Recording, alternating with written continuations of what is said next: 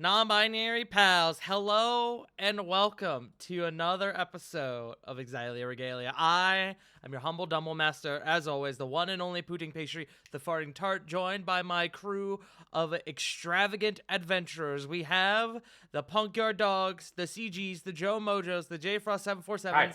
and the Wicked River 97s. Hello, friends. Hi. Hi. We had a very near disaster prior to the game, where the power on CG's block went out. That annoyed the shit out of me, I'll tell you what. That was like that was what, like 6 roughly that happened? Yeah, it was like a quarter after 6. Yeah. And we were just like, oh, cool. So, yeah.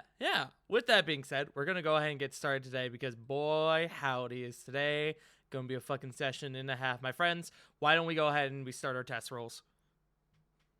Test. This is test. Now was the time. If there was Damn a it, time for 16. inspiration, now would be a pretty fucking 19. good time for it. 17. Come on, some roll an 18. One moment, I just realized something. Were you not in the game? I had graphics acceleration turned off because I was streaming a thing earlier. Ah, yes. One moment. You do want that on if you have it off Correct. for the sake of dynamic lighting.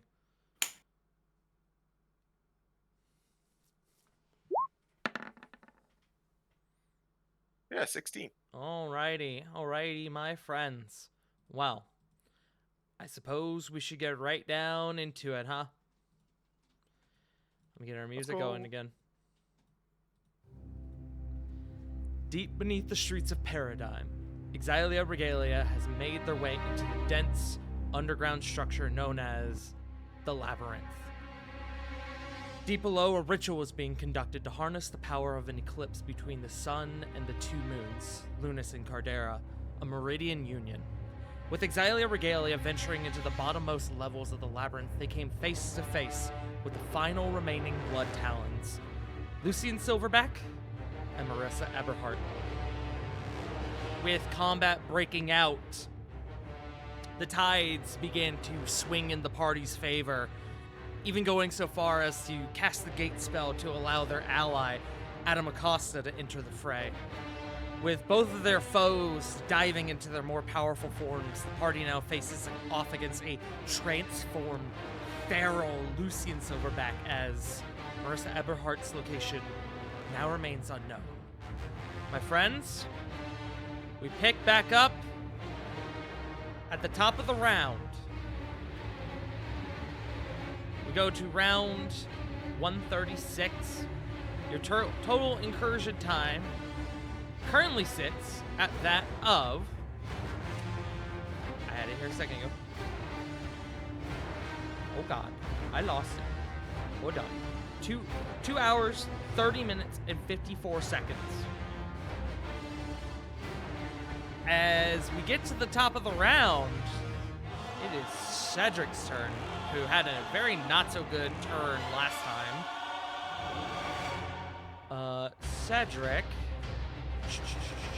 Cedric is still currently under the effect of his potion of speed. So, he is going to get up off the floor. Nope, that's the wrong one. And he is going to move here to begin flanking with Rovan. And I'm now realizing what I had forgotten prior to session, and that was to get all my NPC stat blocks up. Give me a moment for that. Are we doing damage to the crystals at all? We haven't been focusing on the crystals. I just meant the ones that are like in the whirlwind. The ones being used as weapons by your combo with Flint do seem to be taking residual damage from their usage as, well, weapons, as makeshift weapons. Bantering rams. So, with that, Cedric is going to come up here behind Lucian. He is going to start fucking swinging. He gets advantage due to flanking with Rovan. And if he didn't have it out already, he would definitely now be swapping to the two-handed Dragon's Bane. Oh, what That's a way to great start fucking off. start from Cedric. All right, let's roll these other ones as well. Okay, The king 17 doesn't will take not all the hit. traitors. 30 will. And unfortunately, a 19 won't. So 2 hits from Cedric. One of them being a crit. Let's start with that one. Starting off with 24 damage. No, 25 damage. And then the second for a 14. Okay. Cedric, who is kind of trying to staunch his wounds on the move from taking those massive hits from Lucian, goes back on the fray with his increased speed, and he actually gets one more because he is hasted at the moment. Almost another natural 20, Jesus Christ. For another 14. Okay. He actually, Rovan, as Lucian is before you standing over, you see Cedric actually leap onto his back and start plunging the blade into his back before he is shook off back onto the ground. With that, that comes to the end of Cedric's turn, which brings us to Lucian. Let's see, I need to double check his stuff real quick.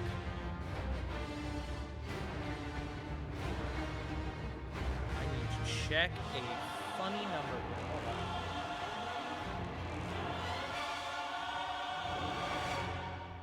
Okay, he has hit that threshold. As your damage is beginning to add up to him, you guys see as he lets out another roar, and across his body, those same inscriptions that you saw him ignite before, they ignite once more, and you start to see some of his wounds begin to stitch back together, and he is going to get a number of hit points. Is he still making his saves for contagion? I believe that is at the end of his turn. Okay. Let me double check. Fuck your deck, sir. Hey, yo. Dex. Can you throw out Contagion for me one more time? Just because I don't see it in our most recent stuff. Massive wall. Yes, it is at the end of his turn. But I do still have him making those rolls, and he still is under the effect of it. Counters. I do have him at 1 pass currently from his last turn. So he'll get his... We'll see if he can get his second pass on this one. But... who does he go for? Does he go for Cedric or Rovan?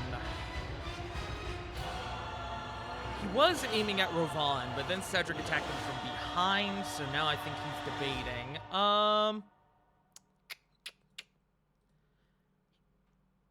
Let's go. I need to check something. Excellent. Okay. He is going to use his swipe attack on Cedric, trying to knock him away. That is a 24. That is going to hit. Cedric is going to take... Hey, Tart. Hey, what's up? Would he still be at disadvantage because of the vicious mockery that he failed against Corbin? That was with disadvantage. Ah, got it.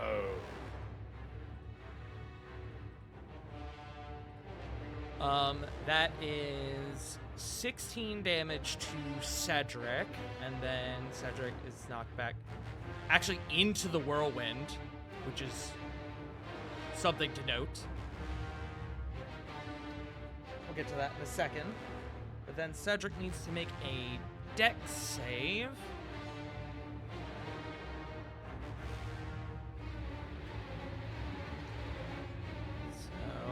get it. Well, actually, I'm gonna say he gets his advantage is canceled out on this one because he's now in the whirlwind. That is a failure. He is knocked prone again. He's now knocked prone in the whirlwind. Poor guy. Oh, He's gonna then it's turn. okay. It's friendly. Yeah. He's then gonna turn to you, Rovan.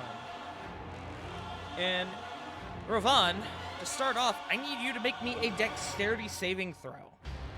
Alright, that will be advantage because of haste. You have advantage.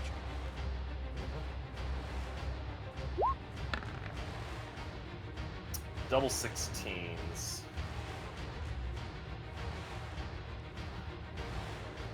You sound like you have something that you're debating on using.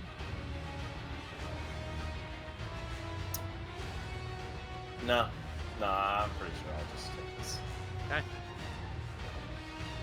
Lucian turns back to you, Rovan, and your focus is fractured for a moment as you see Cedric get walked away, and as you refocus, you are snatched up in both of his massive hands, and he begins to squeeze and crush you before throwing you down onto the ground with massive force. Rovan, you are going to take. Ouch! You are going to take 68 bludgeoning damage. Ow! That was a really fucking high roll. Damn! As you feel your bones begin to snap from the overwhelming might of this creature now holding you, and you are, as you're thrown onto the ground, you are knocked prone. How much damage, just to make sure I've got the correct one? 68. 68. Just give me 1 second. Okay, I'm take your just time. trying to- That is his one real fucking nasty attack aside from the bite. That's his one recharge attack. Hmm. Okay. Okay. That's fine. Da-da-da. Let me make sure this is done.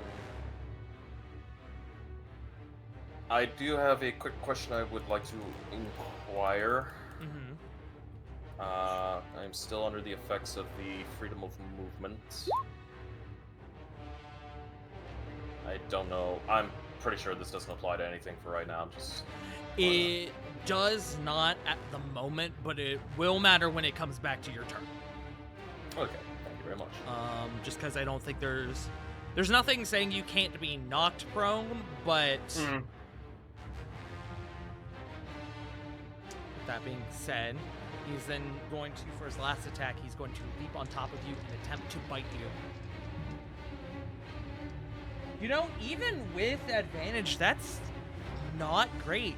That is a 24. That misses you as he attempts to bite down on you, and you throw up your shield, and he catches onto your shield and just like you put a fucking stick in between his mouth, and he is just biting down with all this force. You're actually beginning to see damage accumulate on your shield from the massive amount of force being dealt upon it before he finally relays and backs off. Got it. That is going to be Lucian. End of his turn. Con save for contagion. Can I hit whoa? Hold on. Okay. I instinctively rolled with advantage, and I need to. No, actually, he would have advantage because this is the result of a spell. So I'm glad I did that. Actually, right. Spell You slash don't dizziness. have you don't have magical resistance. So I need to re-roll this. Hold on. Because I rolled 2 dice. Okay. That's a 29 on that save. He does get his second pass. which actually I don't think the pass matters. I think it just goes until he. Okay, it's 3 fails he needs. Understood. 3 passes mean nothing. But that is going to be him. We're going to come to Lily. Okay. So 5, 10, 15, 20. But this can. Do I still get flanking even though Rovan is prone? You would get flanking because even though Rovan is prone, I would say this would likely be more reasonable for flanking. This spot here, yeah, because then you're directly on the other side of him. But Works for me. you will get advantage for the flanking.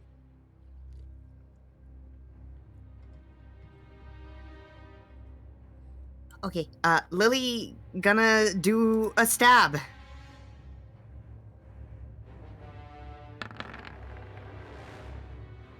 $31. 31 hits. Roll damage.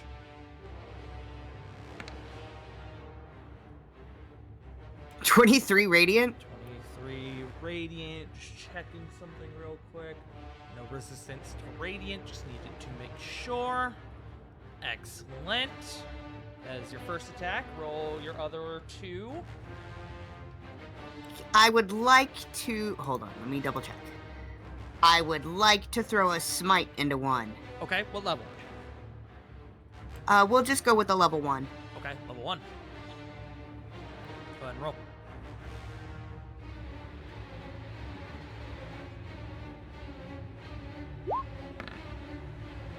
Oh! Yeah! Wow. Excellent! Called Alright. that 20. shot. First of all, roll your standard damage.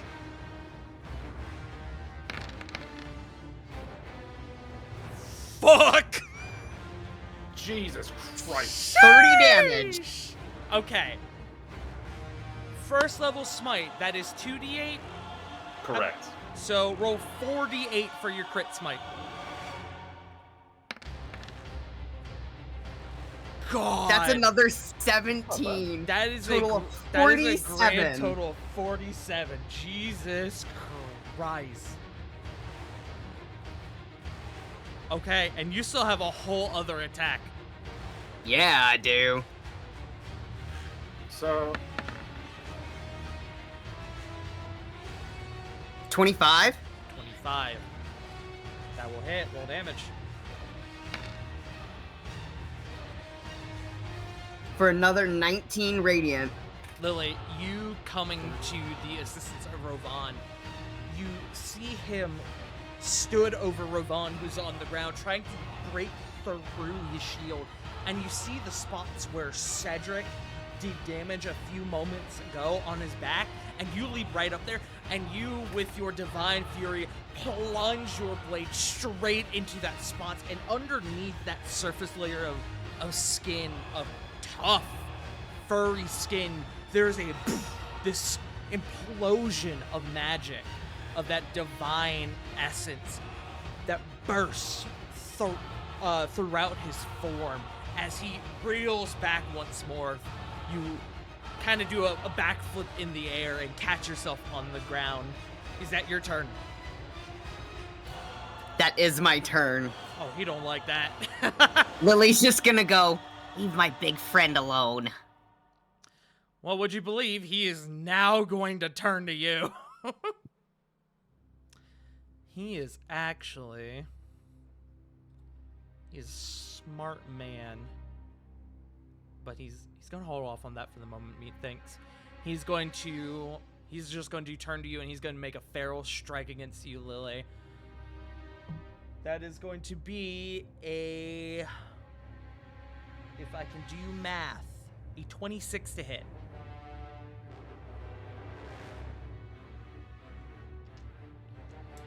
It's considered a melee attack, right? It is a melee attack. It'll still hit, but... Excellent. Okay.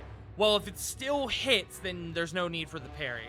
Oh, wait. Oh, I see. I was It thinking of reduces your my defensive damage. list. Excellent. Okay. So, roll your superiority die. which mine is a D10. 7. Okay, plus your dex mod, which I believe is 5. 5. Yes. Okay, so I'll subtract 12 from the total. 6, 9, 11, 13, 23 minus 12, so 11. 11 bludgeoning, or sorry, 11 slashing. I will take that. Yeah.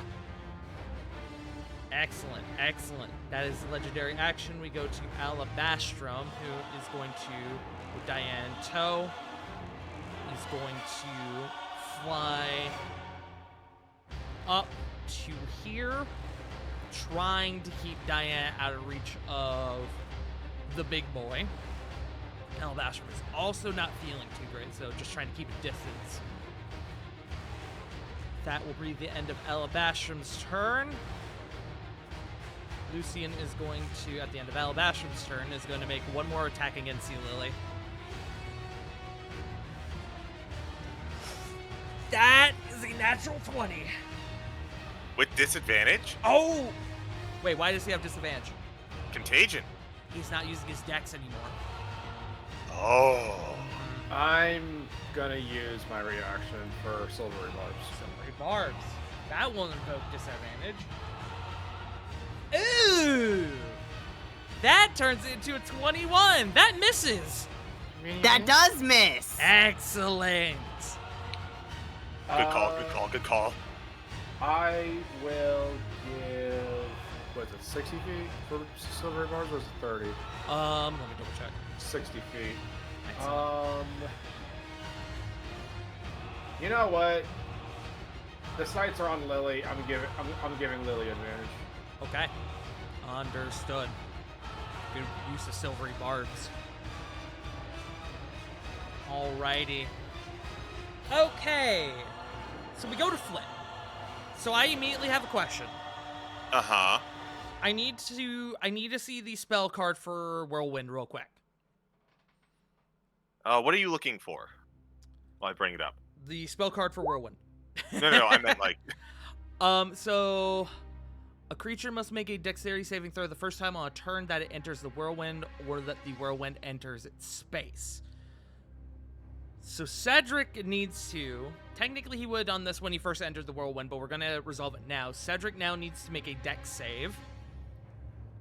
He is prone, which I don't think affects dex saves at all. Double checking though. I think it's just disadvantage on attack rolls. Prone condition. Yes. Okay. So he will still get advantage on this because of the haste. Why did I roll that on my table? He has a stat sheet. Dex save. Natural habit. Okay. That's not great. He's gonna use an Indomitable for this. I hate to see it. Oh no! That's unfortunate. That is real fucking unfortunate. As Cedric is just caught up in the whirlwind. I need 10d6 bludgeoning against Cedric, please.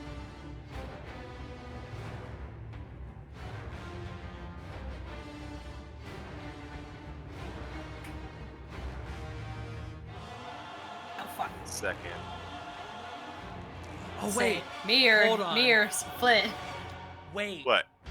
I just remembered we're doing this differently now. Yeah, I'm How not... we rolled at the end of the last session. You're getting the boost to the attack in exchange for the area effect for the whirlwind, I believe. Is Right. what we said. Okay. Yeah. Then great. Cedric is just kind of caught up in the whirlwind then. We'll say that the dex save was to see if he could get out of it, which we'll say he's not. So, wherever you go now, Flit, Cedric will go with you. I'm sorry, dude. But at least it's better than 10d6. Sorry, we're moving it. Yep.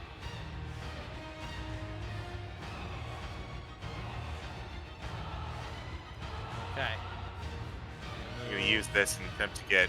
Actually, you know what? I got a better idea. I'm gonna move here instead.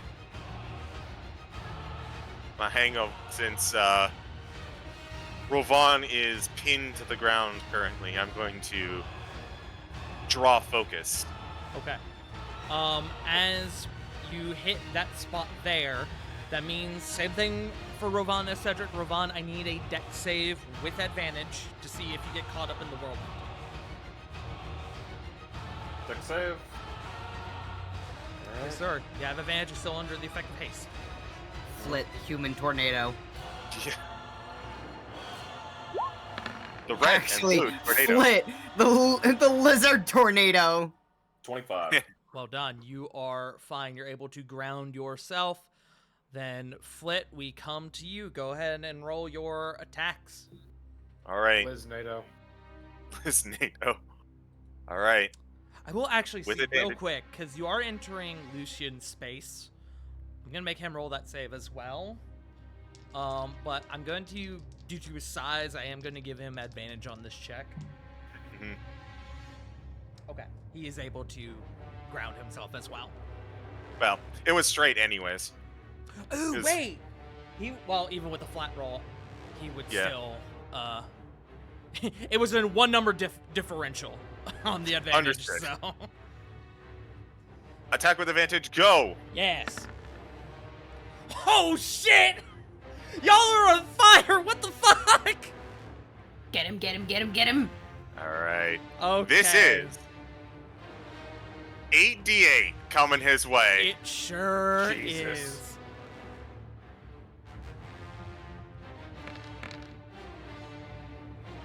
So that's God damn. 51. God damn. You nearly send him off his fucking feet with that one. Okay. Jesus Christ. Next one. That is probably not going to do it. That's a 20 to hit. 20 will not hit. As Well, you know what? As you I bring don't. I didn't need to. As you bring the first one down, it cracks him, and you see a spatter of blood. This vile, cursed blood get caught up in your whirlwind. It spatters out, but gets caught up in your whirlwind and starts flowing around with you. And then as the second one comes down, he, tired of y'all shit, snatches it. He grabs it and holds it in place. Is that your turn, Flint? That is my turn. Okay. End of your turn, he's going to use his tactical movement for it with his last legendary action, and he's going to get the fuck away from y'all. Let's see. He's going to pop over here. Have all of y'all on in one direction here. That's what makes you beautiful. Oh my god. Fucking really? Yeah, it's 2025. With that,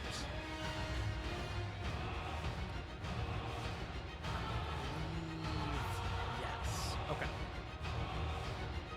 At layer actions, as the layer actions go off, you all see the crystals around once again ignite that magical barrier around Lucian. He's currently getting an AC boost. That'll be until the next layer action. With that, that brings us to Corey.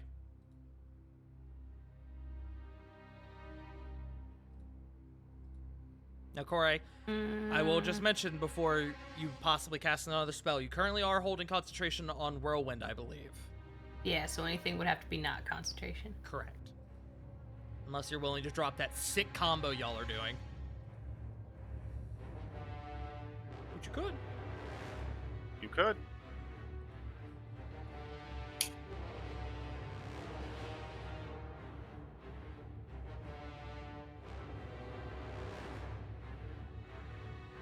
I need to check. Actually, does this count? Does the whirlwind count as a difficult terrain? 'Cause so that would affect how far he can move. I don't think so. It only grabs people and restrains them. If Yeah. they're not restrained, that's it. Okay, understood. So if I use my guiding bolt for my star map, can I then use healing word with my bonus action? Yeah, that'd be fine. Well, hold on. Guiding Yes. bolt as Cedric. part of your star map. Throw up your star map for me real quick, because I think it just allows you. Let's see. This may not be it. Hold on. Oh, right. I've been playing too much Baldur's Gate recently. Circle stars, druid.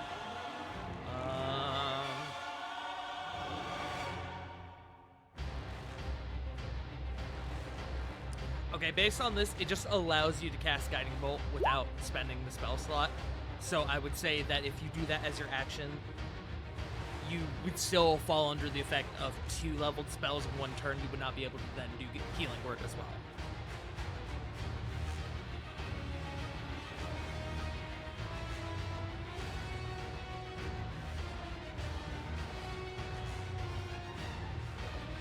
But damn. And don't forget, you can, as part of Whirlwind, we are still allowing you to use your standard economy to move it if you choose. I didn't know if I was allowed to do that or if we were doing that on Flit's turn. You and Flit can both move it now because of the way you guys are doing it. So let me double check. So you can use, so if you want, you can use your action to move it, and then you use a bonus action to cast Healing Word, for example, if you wanted. Sure, yeah, we'll do that. We'll scooch it on over Where you scooching it?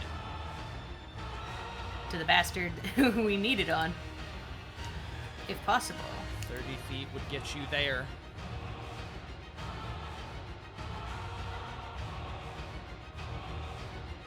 Guys, just hold out your swords. You may just hit him as you fly by. Oh wait, Ravon is not caught up in it. I just realized. So Ravon, back over here, roughly there. And then I assume you want to do bonus action Healing Word. Yeah. Okay, who are you casting that on? Cedric. Cedric. Okay. Go ahead and roll that for me.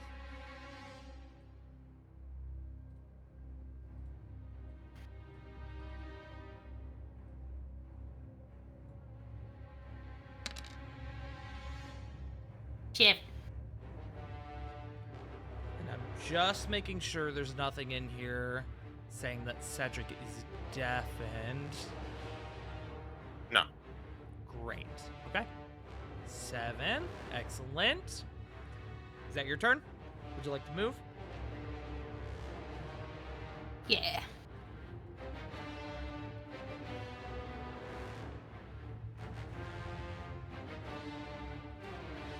Excellent. Okay. That brings us to Corvin. Sorry, I had to wrestle my fucking pencil away from my cat.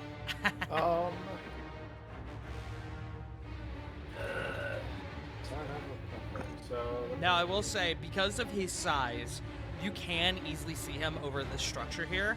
And because the whirlwind is translucent, you can see him from where you currently are.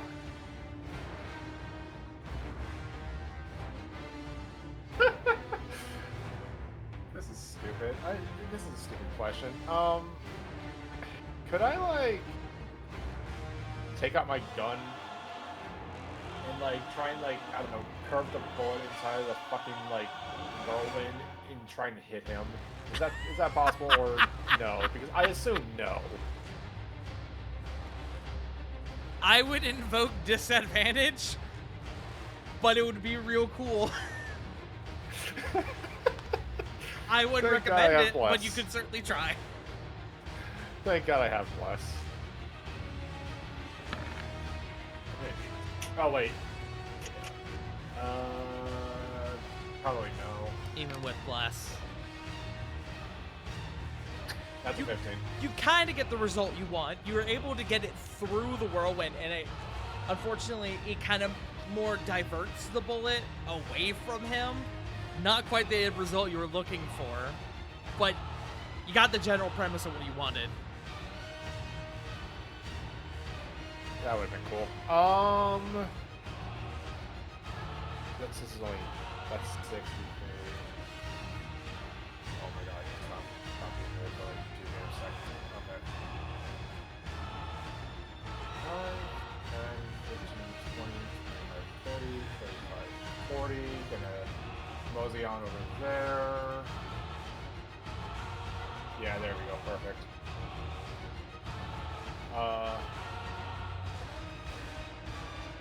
Corvus is gonna look towards the wolfed out Lucy and go, "Oh no! A helpless morsel is out here.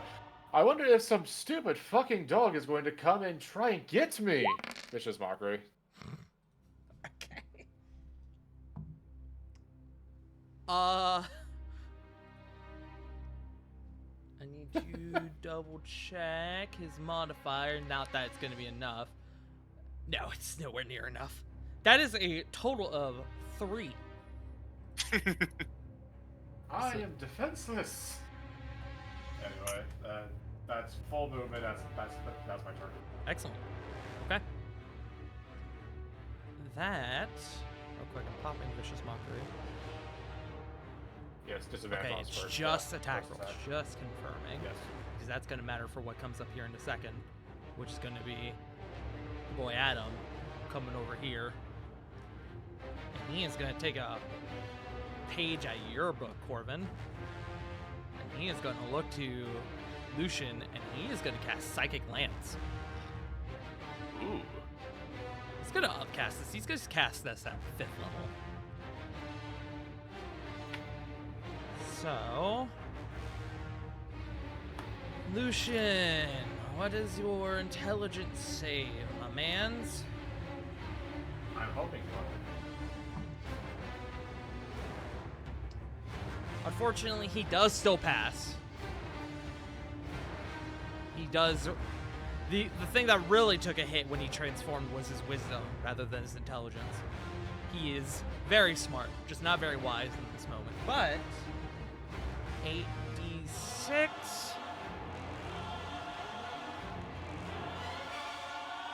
That was a good roll for Adam, despite it being, like, even with it being a failure. So 36 damage down to 18.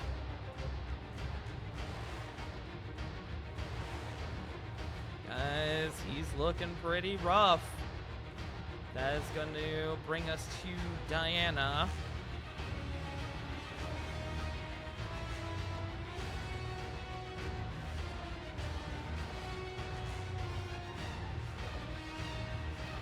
Diana is gonna, truthfully, she's gonna look at the state Alabastrum is in, and she is gonna cast. This is technically metagaming, but I know what she's gonna do coming up here in a few minutes. Because I believe. Remind me, did y'all give Diana the potion of long rest? Yes. We gave her. We didn't. She didn't drink it, but she had. No, wait, no. It's a 2-parter, and I have it. Understood. And I will take that into account.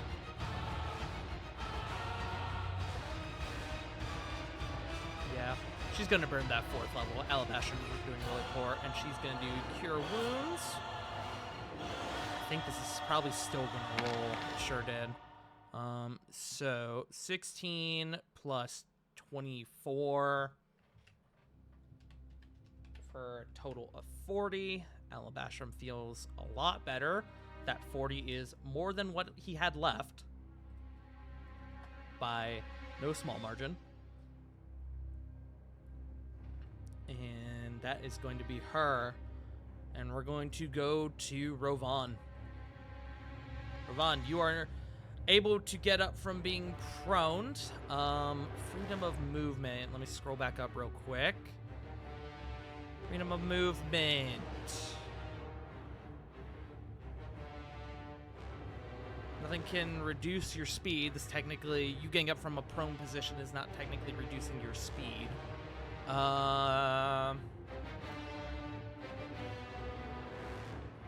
Cannot be paralyzed, restrained. I can spend 5 feet of normal movement to automatically escape from non-magical restraints. And underwater, but we're not underwater. I don't see anything here that gives you a bonus, a benefit from getting up from prone. So I'm going to say you still have to spend half of your movement to get up. But your movement is doubled anyway, so it's not like it really fucking matters.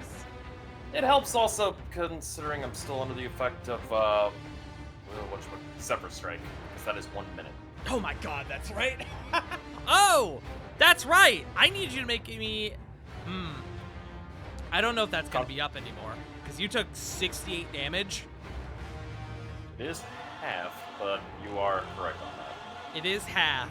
So, if you can make me a con save, DC 34, Zephyr Strike might still be up. Then I'm not going to pass that. Okay.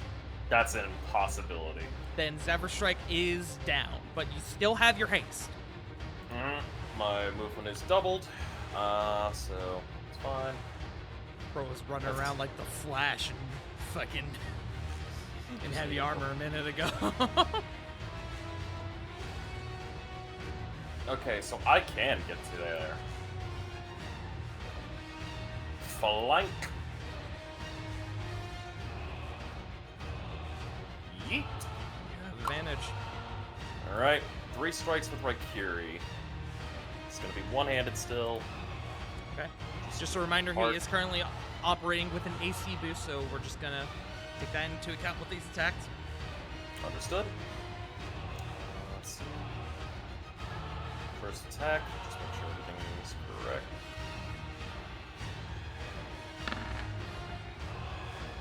$32.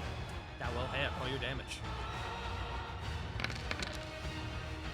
15 slashing, 9 lightning, 6 radiant. 15 plus 6 plus 9. That is That'd be 30. Okay. Yep. Second attack. Double 25s.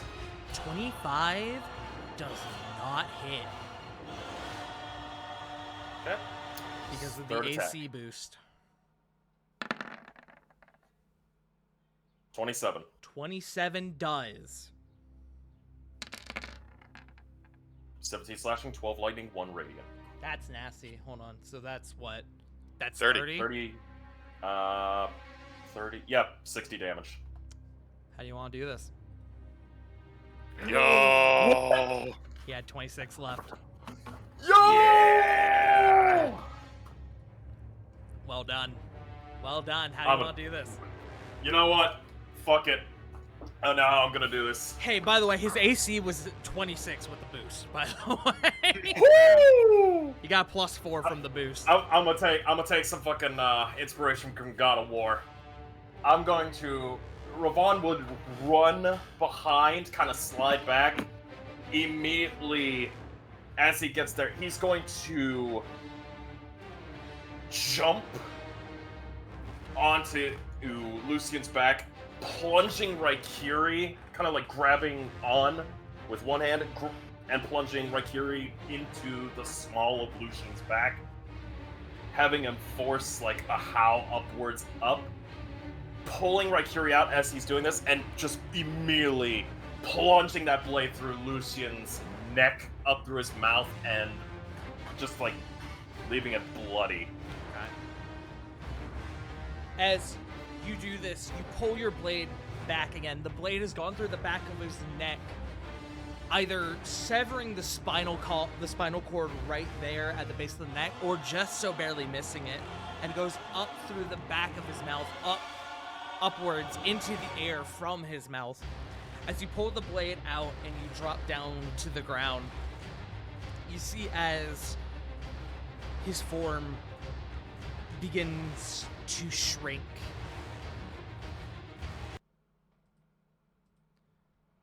1 second.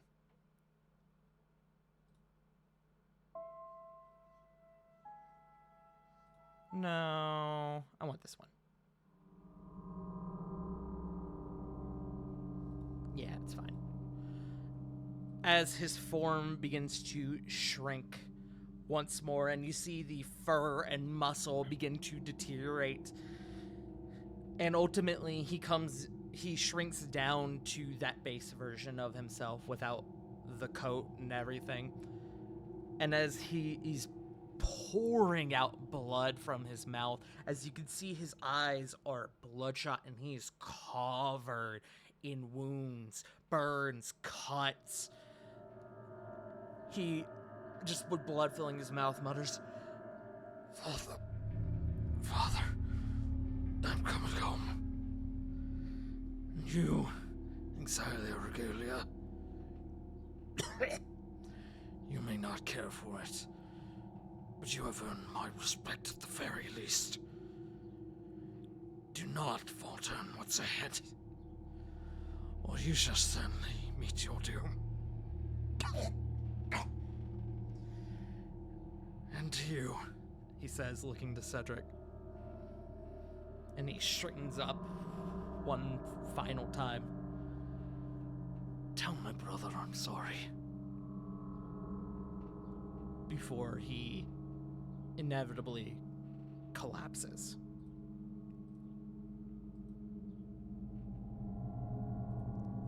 Well done, gang.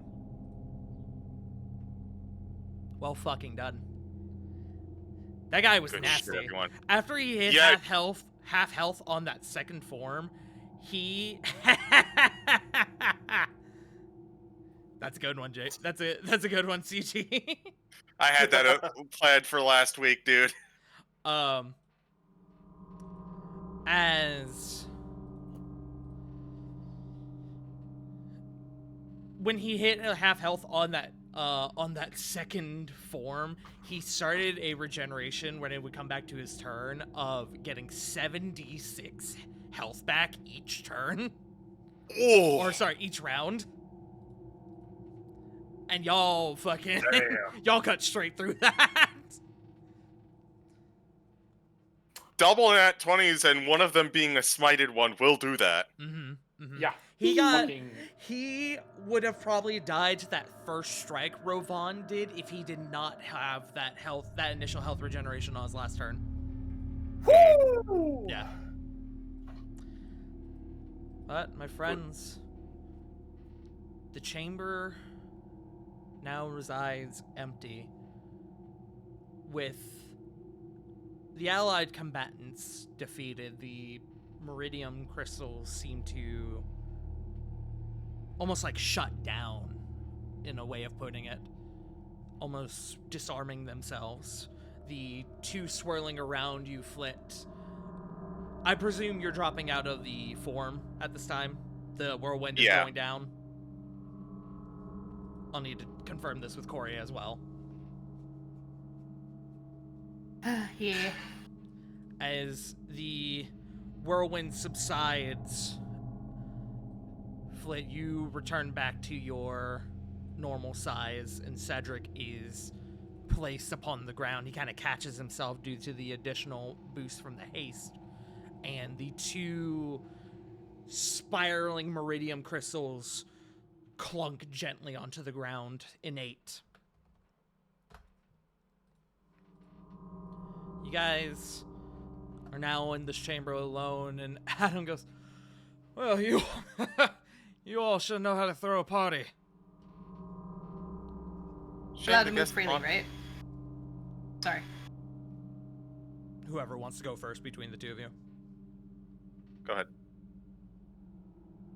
I just want to know if we can move our characters. Yeah, you guys can regroup how you see fit at this moment. Okay, go, Misty. Shame the guest of honor decided to leave early. Yeah, unfortunate, but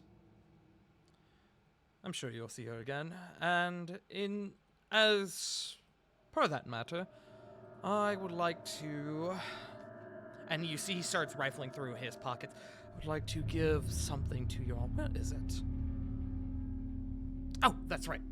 And he is going to, from up his sleeve, he is going to pull out a singular mote, almost like a marble. And you can see within there is some swirling magic within, as he is going to use his arcane, I don't know how to say that second word, abeyance? Abeyance? Abeyance? Abeyance? Oh. Yeah, Abeyance. How's it spelled? Abeyancee. Abeyance. What's he got? Abeyance. He is going to hand to your group, whoever wishes to take it. He's probably going to hand this to Corvin, truthfully. He's going to give y'all an extra use of the fly spell. Ooh. Ooh. He's going to give this at 4th level, meaning that when y'all use this, 2 of y'all can come under the effect of it. I like it. I like it. I'll just tick that box. Now, as much of a pleasure as it has been, and as much as I would love to stick around, I do have to be getting back. I'm needed. Well, I just wanted to make sure you at least got your licks in. Oh, I truly, truly appreciate it. I wish you all the best of luck. It sounds like things are taking a turn for the better for us, and things are going well back at home. The Animus Sanctum is holding the ground quite well. Evacuation is going well as well. And you can see he kind of straightens up, he kind of takes a breath. Whew! Sorry. All that action a bit ago took it out of me. But I'll be fine. You guys keep going, and I'm gonna head on back. And with that, Good luck. he is going to use his 1 9th level spell. He's going to cast Demiplane. He's going to open up a door back to the Enigma Gate. Best of luck! And Adam is going to disappear behind the portal.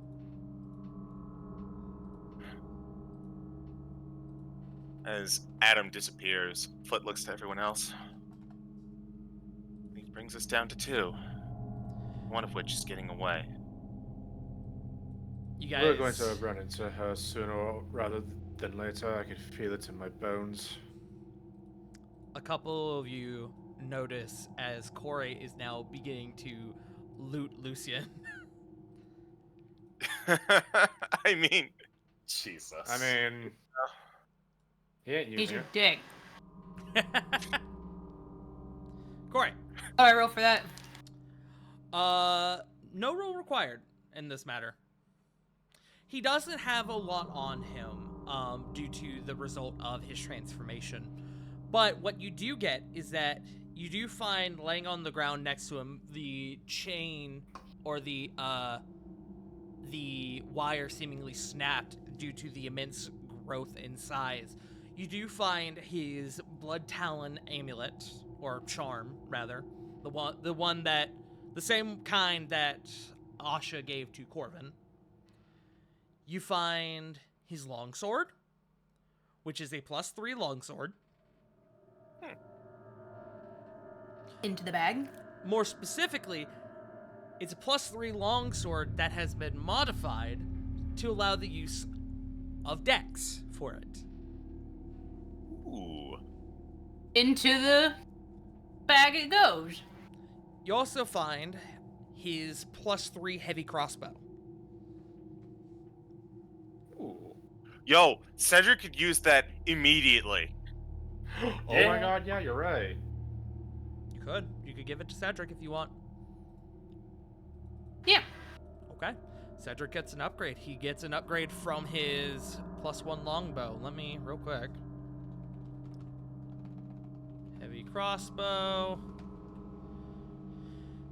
Searching the compendium. +3. Bazingus. Excellent. Let's test this out. Nice. Excellent, excellent. This is gonna sound silly and technically above a meta question. I highly doubt Cedric has anything for with crossbow mastery, right? He does not, unfortunately. I figured. Oof. Them's the bricks.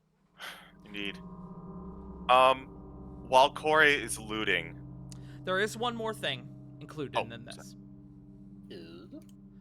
You find his armor.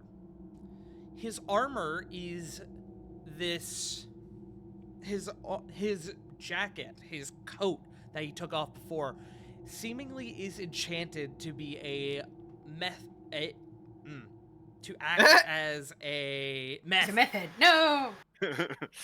Fuck. The coat is enchanted to act as this sort of makeshift armor. The coat itself, the fabric is inlaid with a magically enhanced metal alloy. This enchanted armor works the same as adamantine, except it has no strength requirement. Ooh. Good. Into the bag. You can go ahead and Can- add the Bloodthirster plate to your inventory. What a Jesus name. Christ, that's a fucking name. So I'll give y'all the specifics on this. I'll put this in the bag of holding.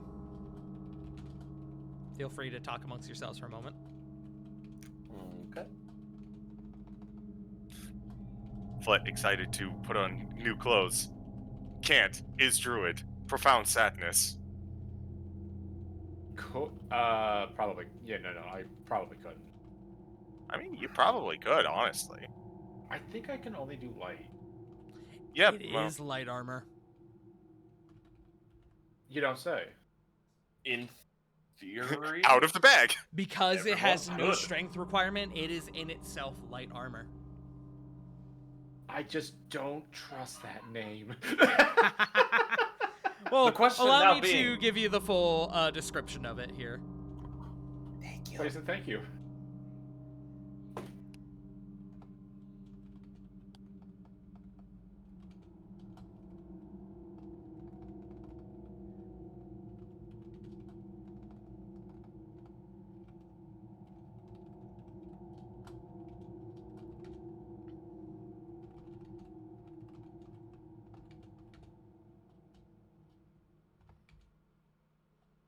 Hello?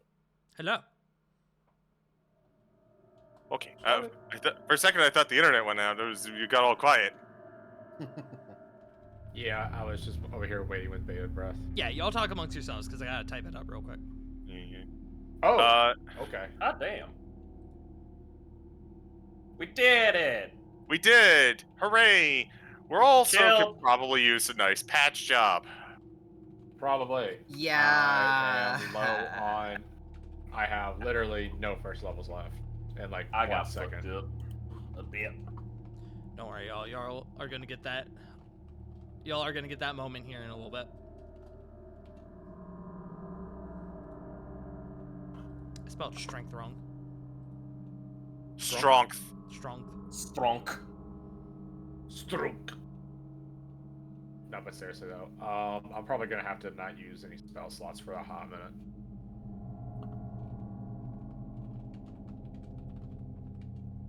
I don't know why. I just random thought popped in my head.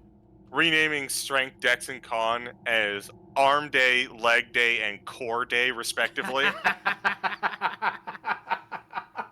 God, that is true though. Oh, God, I Intelligence is School Day. fucking flex the mind. Add Yeah. some wrinkles. Wisdom is Peace Day. Charisma is Friend Day, and then the last day of the week is Cheat Day.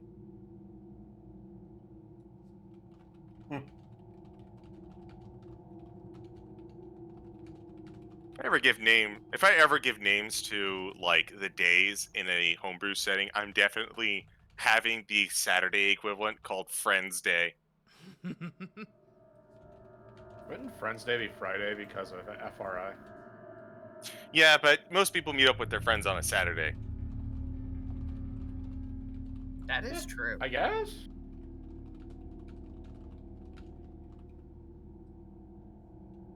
Friday is the. I'm so glad it's not work anymore. Yes? Here's the Bloodthirster plate. This enchanted coat is infused with an experimental adamantine alloy and meridium. The coat acts as a +3 chainmail as... Oh, wait, hold on. That was a typo. As +3 chainmail with no strength requirement due to its enchanted nature. The coat also doesn't provide disadvantage on stealth checks. In addition, when you are subjected to a magical effect that requires you to make a strength or constitution saving throw to take only half damage, you instead take no damage if you succeed on the throw. And y'all wanna know the best part? It doesn't require attunement. Take that out of the bag, give that shit to Corvin. Throwing it at Corvin. Killing Corvin with it. Ooh, this looks nice. Oh, fuck. The one downside to this is that this does give you a flat AC. You don't add your dex to this one. However, because it's a +3 chainmail, that is 16 + 3 for a total of 19 total. Meaning, even without the dex, you still get a major boost. Okay. So, question then. Mm-hmm. How, say, with the assistance of, like, say, Ravon and Lily, who are more... sorry, Ravon, Lily, as well as Cedric, who are more prone to wearing armor, how long would this take? Because, if I remember correctly, armor takes about 10 minutes to put on.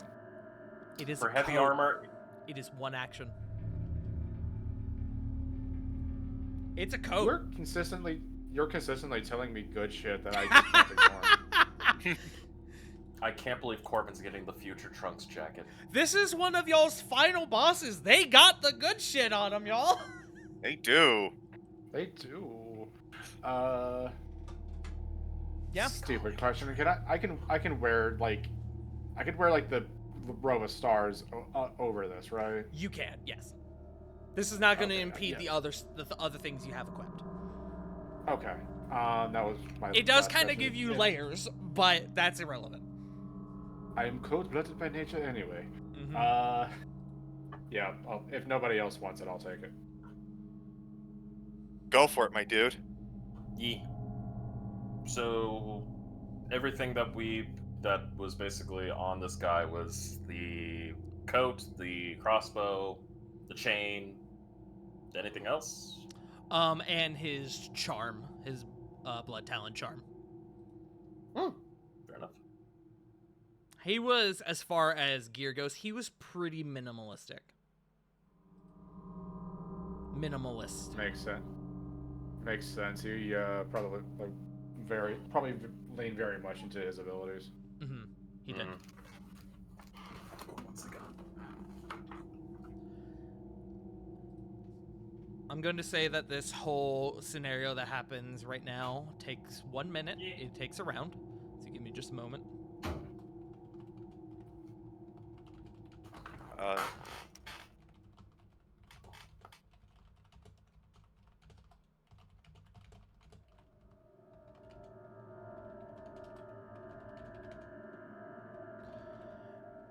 As you guys are in the midst of this moment here, you guys do receive a sending message from Druilla, who states to you all, "All civilians are secure.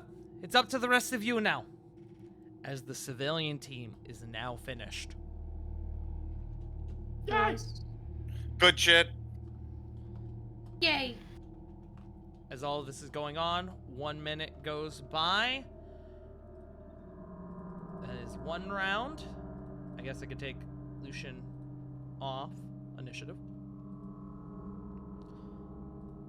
So now, my friends, the way to leave this chamber is to head to the south.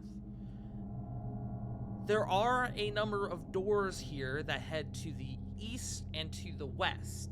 That I'm gonna just give this to y'all. Upon further investigation, you all would determine that there are 6 of them.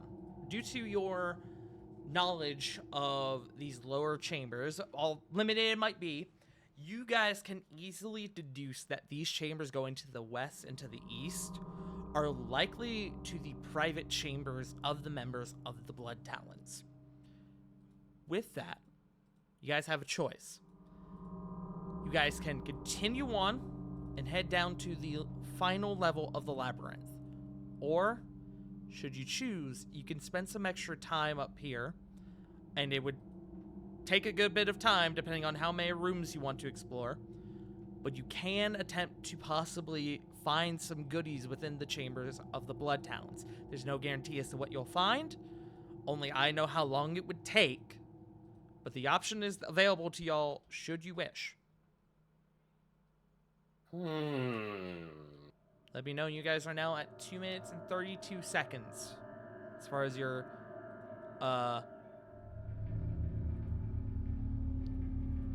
incursion time. I almost said intrusion. I was like, that's apt, I mean, but we are not the word I was intruding. going for. I mean, Yeah. technically. I feel like right now the biggest thing that we have as a group to worry about is the ritual. Since most of everything else I think's been taken care of, right? For the most part, yeah. Most of our objectives I think have been touched on. Most of the Talons are dealt with. All but one, yeah. All but one. I'm also looking at the time. It's been like we hit the 2-hour mark. We hit the 2-hour mark when we were taking care of the stillborn. It's now 2 hours 30 minutes. Our time is rapidly dwindling. I don't want that ritual taking place. That's fair. I mean, in That's theory, fair, we and could. Go ahead. In theory, we could come back if, everything still remains and the whole castle and place doesn't collapse in on itself. But if not, we could also just alert anyone up top and be like, hey, we're basically at this level,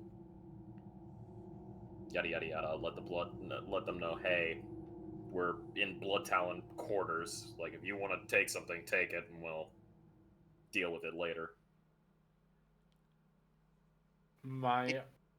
The only point I have against just going forward is Corbin's incredibly nosy, and that's about it. Like in character, he'd want to fucking SpongeBob and Patrick on the goddamn map would fucking be wanting to fucking pour over a bunch of people's rooms just because he is fucking nosy as hell. Spill the tea, bitch. We just get to Oz's room and it's just wall-to-wall dartboards of Lily and Rose.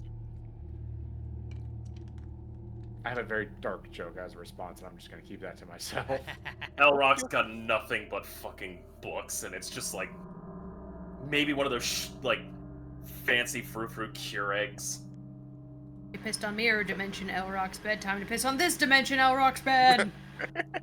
I don't know why, but another note for point of order. The potion of speed that Cedric and Ravon had going on, those have now dropped. Okie dokie. I don't know how that. You both are kind of during this event, kind of overtaken by that momentary lethargy that comes with the end of the haste spell. Mm-hmm. Actually, first off, does anyone want to really go check the stuff out right now? I'm fine without. I'm above game, no. I don't. In character, yes, very much yes. Above game, while I would love to see what the fuck's in Dad's personal room, the time is of the essence, so I will be willing to shirk that. I have a question real quick for Yes. a couple people. Hmm? Corey, how long does your astral arms last? Because I believe you 10 activated minutes. that 10 minutes. Okay. I'm taking that into account. I've lost my spot. There we go. Borg.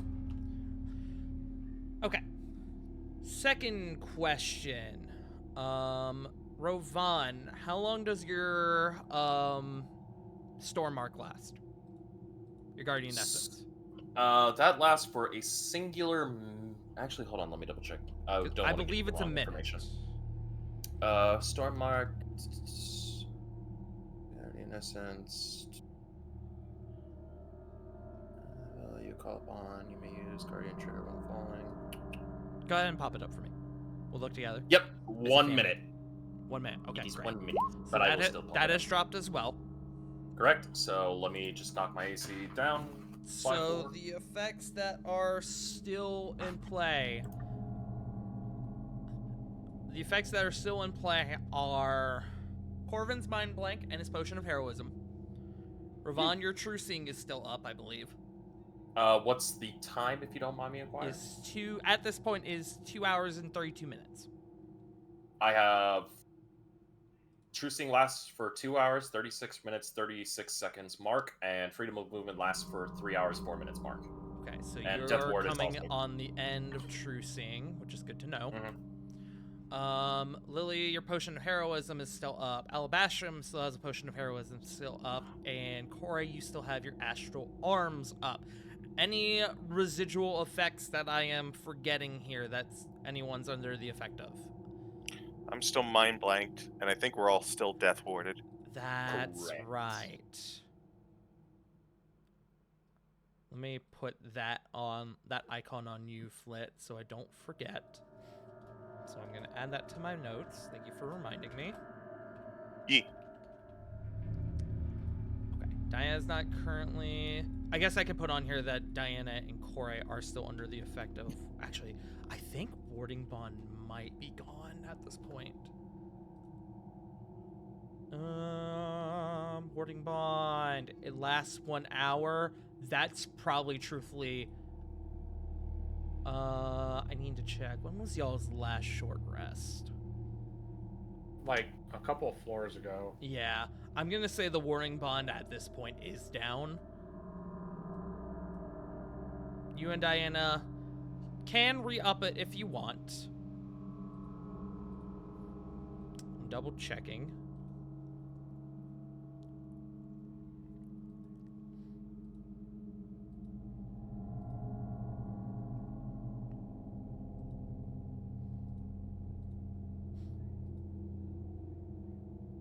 Yeah, because you guys have done it just... Well, actually, no. You guys have both done it, I believe. So I believe you can't do it again. However, if y'all want, Cedric can do it with one of y'all, should you choose.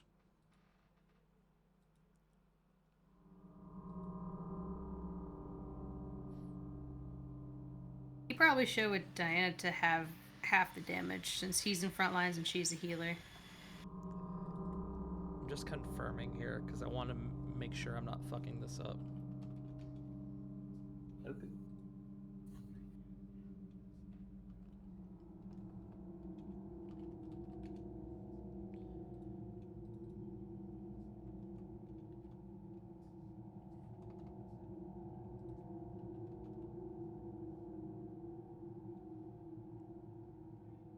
No, it is 2 per day. So that is for each one of you. So it's a max of up to 6. Meaning that if Okay. you want, you and Diana could do it again. Yeah. Okay. It's 2 per person. So we'll up that one more time, get a fresh cast on that.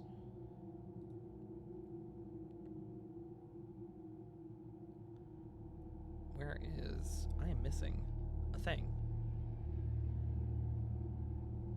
Oh, there it is. Great. Okay.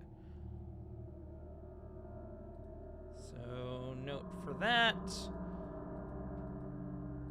I'm just doing a little bit of record keeping on my end. Thank you guys for being patient.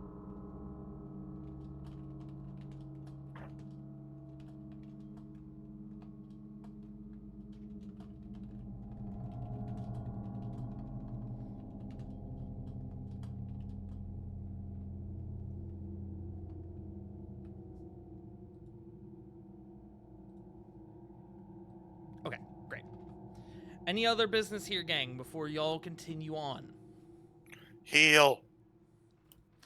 I will just mention above game, y'all are gonna have a moment here in a few minutes to heal and do any prep that you may need before you go into Okay. your next fight.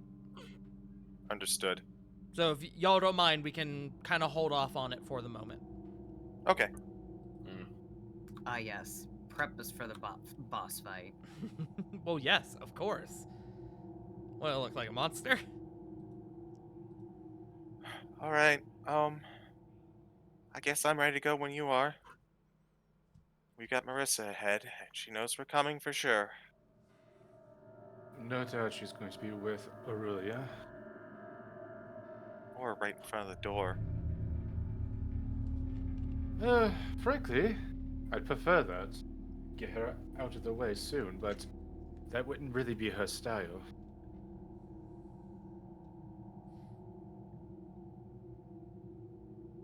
No, she always comes with someone else. I don't think there's a single time we've seen her by herself. All right. I'm ready to go and end this. How about you? Looks to everyone else. No, but let's do it anyway. Gonna do it anyway. I'm as ready as I can be. I'm going to do the Toshi shuffle. Okay, And Toshi then- shuffle, understood. Shuffle. Hold on. I know what the Toshi Shuffle is. To them lamb, to them lamb, to them lamb. This is the Toshi Shuffle. Yeah, I knew you were gonna go that way. I still would love to get that. at some Look, point. we'll get in touch That with Mizuki and we'll That was really get it. fucking funny, Joe. Do you have inspiration? To the left, to the left. Yes, I did. I have inspiration. Damn. I mean, I can just pass to somebody who doesn't. Yeah, fuck it. Why not? I'll give Who doesn't inspiration have to it? your group. Y'all need it. Y'all need it. We all need it. Yeah, Who does not have inspiration? I Me. don't. I do not. Fuck. Hang on. Mm-hmm. See? Where's my D4? Actually, no. Wait. A D6 would be a lot easier. Okay. The dice spoke. Punk. Oh shit! Thank you. Oh shit. Yeah. Go. Yeah, it's 1-2 for Frost, 3-4 for Punk, and then 5-6 for Riv.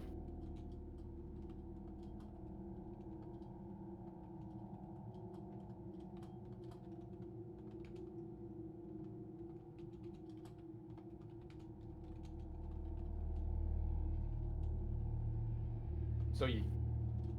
Alright, friends.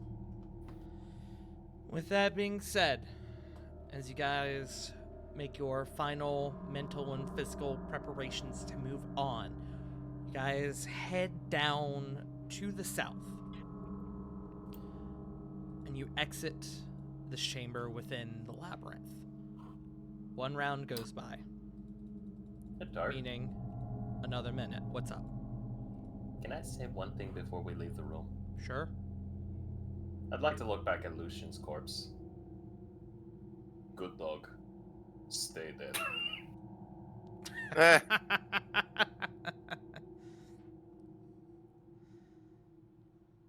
Alrighty, friends.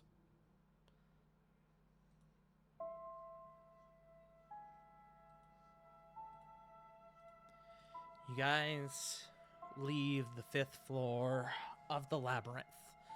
And shortly after heading south from the chamber, there is another stairwell that descends down into what you know to be the final level of the labyrinth. As you guys descend the stairwell and you do your transfer from the 5th level to the 6th level of the labyrinth. Another round goes by, and so does another minute. You guys hit the 6th floor of the labyrinth at the beginning of round 140 at 2 hours and 34 minutes. The chamber before you is this pristine stone hall. About 60 feet wide, the walls are made of a beautiful white quartz or quartz-adjacent material and ingrained with meridian veins, which provide a dull blue glow that courses through the hall. More so, periodically placed along the walls are these grand, beautiful mosaic murals, 9 in total. Each mural depicts that of a dragon, a larger-than-life draconic being. Each mural has placed below it an obsidian plaque with words inscribed into it in gold. These words are inscribed in a language that your group doesn't understand, the language of the forebears. But below these inscriptions, there are names inscribed as well. Names that are likely translated from the original language into common. Your friend Diana seems to have her attention drawn to these murals as your group continues down this hall. She stops briefly at the first mural, and I'm about to give y'all a little bit of information. Feel free to just kind of listen for right now. I'm gonna give y'all these inscriptions and the names and every bit of relevant information. I'm gonna give it to y'all at the end. Thank you. The first mural depicts a silver dragon. The inscription reads, "In the beginning, there were 9. 9 dragons, each bestowed with divine power." The name underneath this first phrase, Pyrun. A name none of you have heard of before.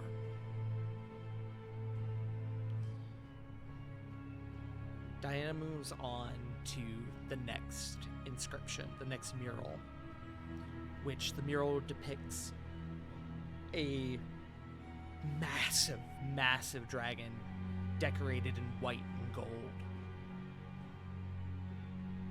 And for this moment, as she goes one by one,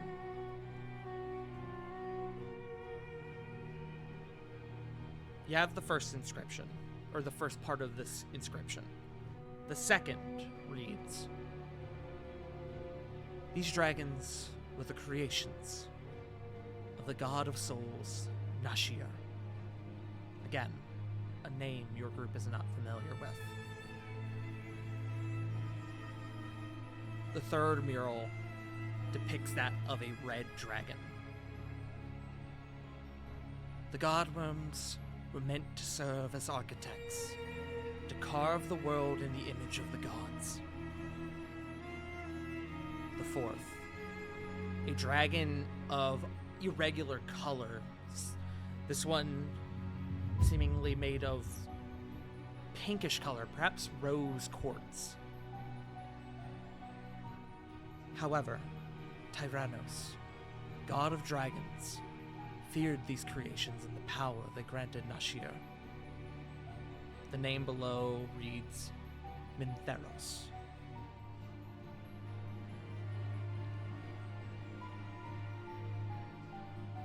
On to the next, the fifth. this pearlescent opal dragon is depicted. Though Nashir was a just being, Tyrannos feared that they would turn against the other prime gods. The name depicted below, Eurydisax. The sixth, a serpent-like green dragon. Thus, at Tyrannos' behest, the gods rebelled against Nashir and his children. The first war of the divine. The name inscribed, Zervanos. The seventh, a depiction of a white dragon. This conflict waged for eons. In the end, the godworms were slain by the gods, and Nashir was shattered into fragments of what they once were.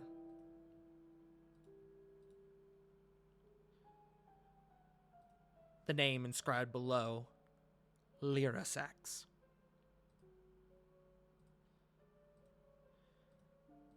The eighth, a mural depiction of this huge blue dragon. Furious, the shattered god now seeks to reclaim these fragments and begin a new divine war against the gods. The name inscribed, Rathmir.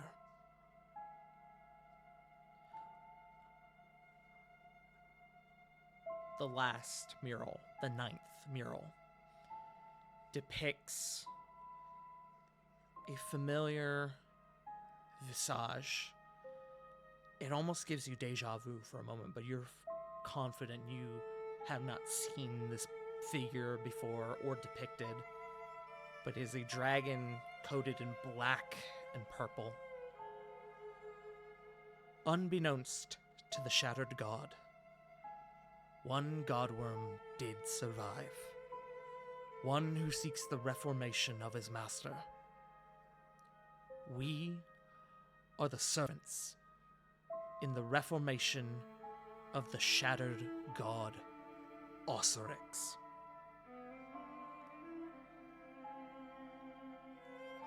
We've heard that one before.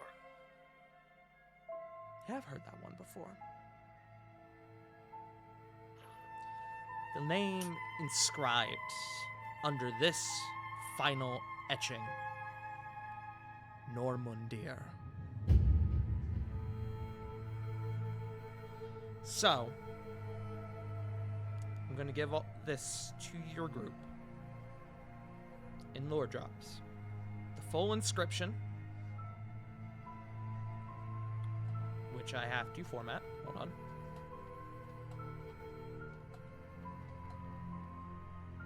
The collection of these etchings runs on and on in a single stanza. I will read it all once again as the one fluent thought. In the beginning there were nine dragons, each bestowed with divine power. These dragons were the creations of the god of souls, Nashir.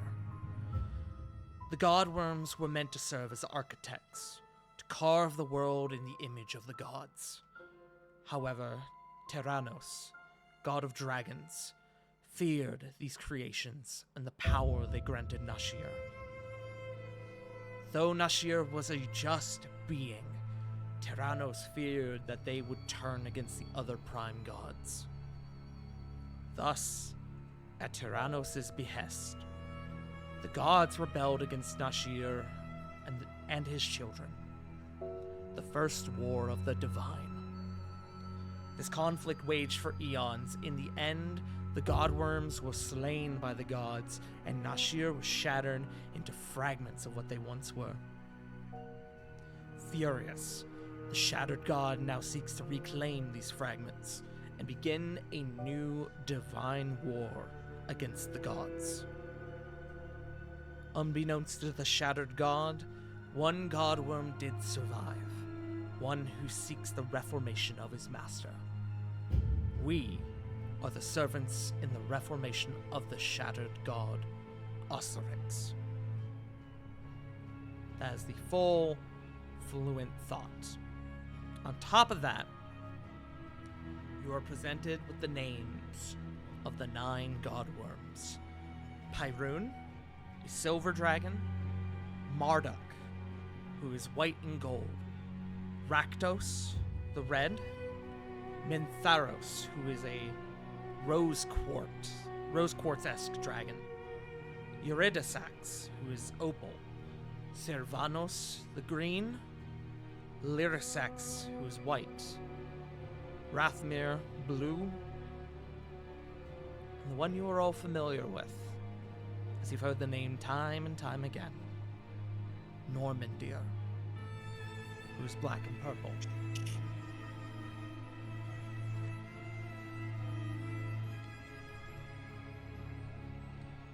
With that, as the name Osirix is uttered,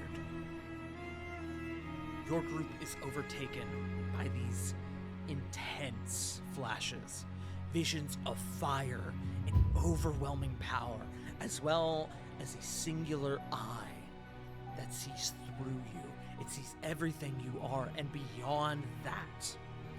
This vision is familiar to those of you who have been subjected to the essence of decimation. It fills you all with immense dread. I need everyone to make a wisdom saving throw. Everyone gets the benefit of the paladin auras, which I believe the highest of the group currently is a +4. Or is it +5? It's +5 now.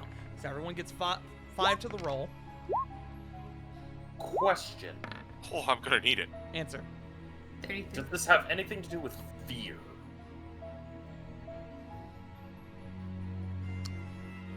Yes, but it is not in itself a fear effect. Okay. Wanted to know because of Aura of Courage. This is not this is not a fear effect, but it is this. It's less fear and more dread. Okay. And I assume this is not magical in the slightest. This is beyond magical. Alright, just want to make sure so I can factor out the shield. 33, by the way. 33. 20. 20. Eh. Let me roll for your allies.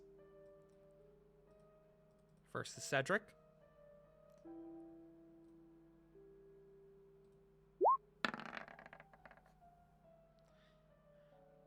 I think he's gonna burn an Indomitable. No, he's not gonna burn an Indomitable on this. He doesn't know what this is. And then Diana. 21 for Diana. Those of you with a 20 or above. So, Corvin, Flit, you made it by the skin of your teeth. Kore. Now, Lily, I believe your save would go up, right? Because even though it's putting your aura, you get another point or 2 from Rovan's. Yeah, it would, it preferences the one that's higher. So, what is your aura? What addition do you get from your aura? Is it +3 or +4? Mine? Yeah. Which one does it go off of? It goes off your charisma. 3. 3. Meaning, because Ravan, yours is 5, Mm. you just barely push Lily past the threshold. Woo! So Lily saves as well. Ruvan and Cedric do not. Diana does. Those of you who failed, Ruvan and Cedric, you hear this name. You see this vision before you, and for a moment, it's like your body, your very being, begins to become unraveled, like you are physically being unmade. It is an eternal pain that sits right in the core of your being, a pain that can only be compared to the entirety of this world descending upon you in a singular, fleeting moment, a singular moment of something truly more frightening than death. Ravon and Cedric, you are both going to take a point of exhaustion. Ouch. Yeah. Not good for the frontliners. No, not good for the frontliners. But the rest of you are fine and unaffected. All we of you, see- as a result of this, have to stagger for a moment and begin catching your breaths. Somebody was about to speak. Who was it? Keep going, keep going. I'll wait till we're done. Diana, who is now nearly sweating. I am so sorry. I've never known a name to invoke such hatred. Cedric chimes in, and Cedric looks dour. A name I have heard only one time before. I had hoped you all would never need to hear it. The first time we defeated the Hellfire Assembly when we banished Normandyr, Torek Drakenheim was the first to utter that name.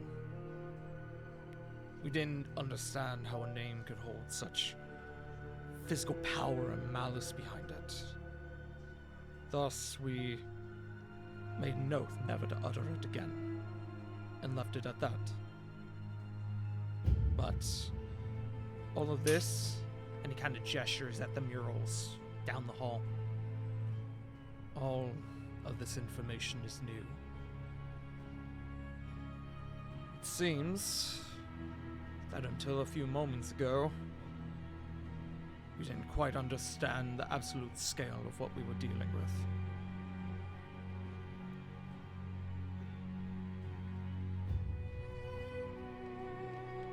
It's horrific. A horrific deed leaving horrific ripples across creation. As this scene is underwent, a minute goes by, and another round. You're welcome to continue the conversation as you see fit, but it is worth noting. We're now at 2 hours and 35 minutes. As Flit is kind of taking this in, kind of digesting all the information, she thinks about it. And she remembers something that we discovered in our research. This god is originally the one of souls? At the beginning, right? Before everything went poorly, right? I've only heard rumors of the First Divine War. First War of the Divine. It racked the very shape of the Pantheon. And that was...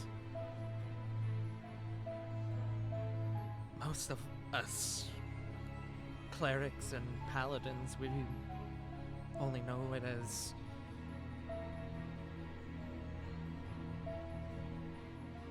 almost like a story, a bad bedtime story, similar to that of Baba Yaga or the Boogeyman.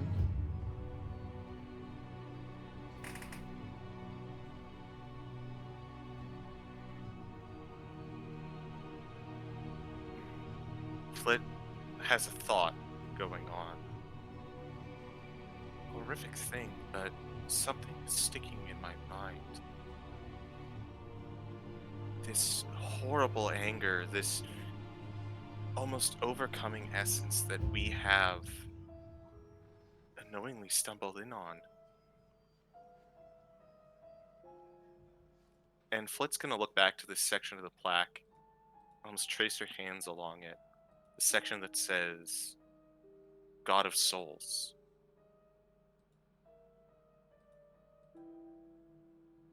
Clerics and paladins draw on their god for their power and their magical abilities, right? Typically, I'm looking back. yes. That would be Diane's Looks back. response. Looks back to the word souls. What magic do we know of that rewrites one's own soul? Argomancy. Argomancy. I think Argomancy might be magic drawn from him. Corrupted form of it, perhaps.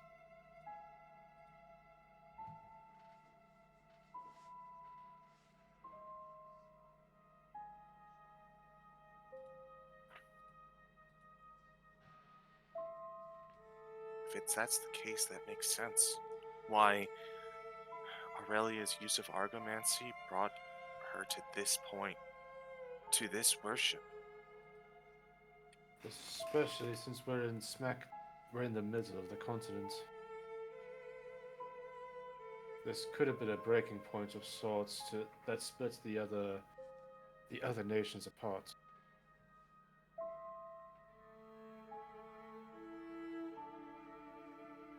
But does this mean that Aurelia seeks to revive decimation?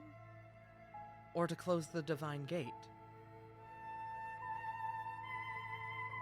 From what we know about possible future events, closing the divine gate seems to be the main key, especially with the Meridian Union up ahead. But there was also may have. Okay, about game I might be talking out my ass because I'm going off of memory here because I can't find my notes on it. All good. I believe the idea was to absorb Normandia. Correct. And so using him closing the gates, I guess everything is correct. This gets Hey. more convoluted with each step. I think I Agreed. might know. At least an idea is forming in my brain. Flit says with CG putting on the tinfoil hat. Please, CG. Tell me your theory. You are under the assumption in the future that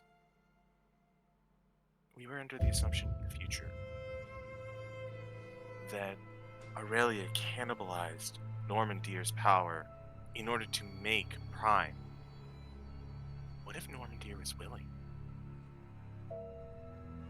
What if sealing off the Divine Gate was one part of the plan, but to bring the Shattered God back together required such control over the plane of the world? What if it needed a vessel, too? So, going to our first theory, then, that this technically isn't a ritual for Aurelia, it's for Prime. She's going to be sacrificing not only herself, but also implementing the Shadow God into Prime itself. Pretty much, Prime being this fallen god. That's what I think. Can't know for sure, but I feel like there's some pieces that we weren't aware of starting to come to the surface. We don't have the full picture, but I feel like we're close. CG, my friend. Do you Hi. have inspiration? I do have inspiration. Joe, do you have inspiration? I believe you do already. Yeah, I think the only ones who don't I are don't. Frost and Riv. Yeah, Riv. River, are you the only one without it?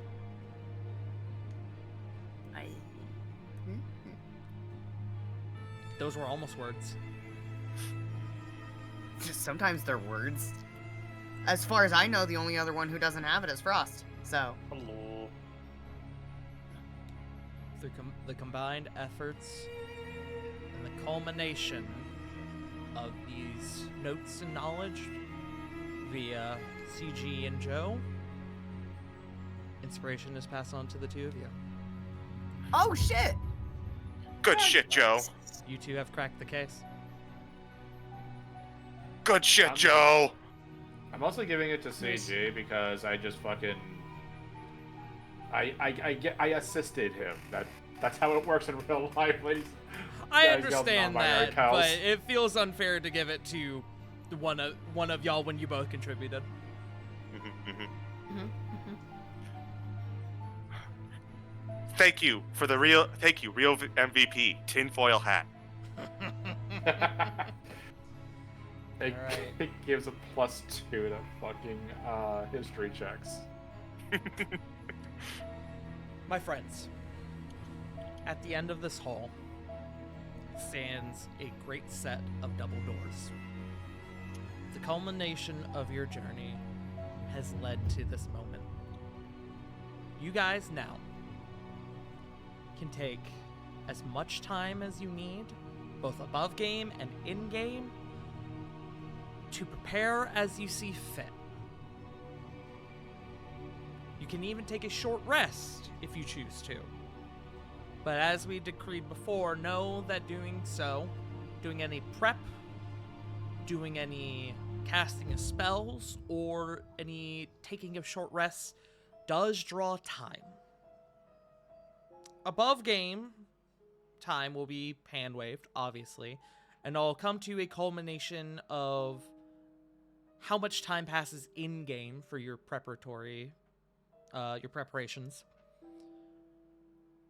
On that note, as you guys are here, spells with a duration of 1 to 10 minutes that are cast at this time will be waived through the next however long for the sake of this preparation. So there are going to be scenes taking prior after this that will not eat into the time of your spells that you're preparing now.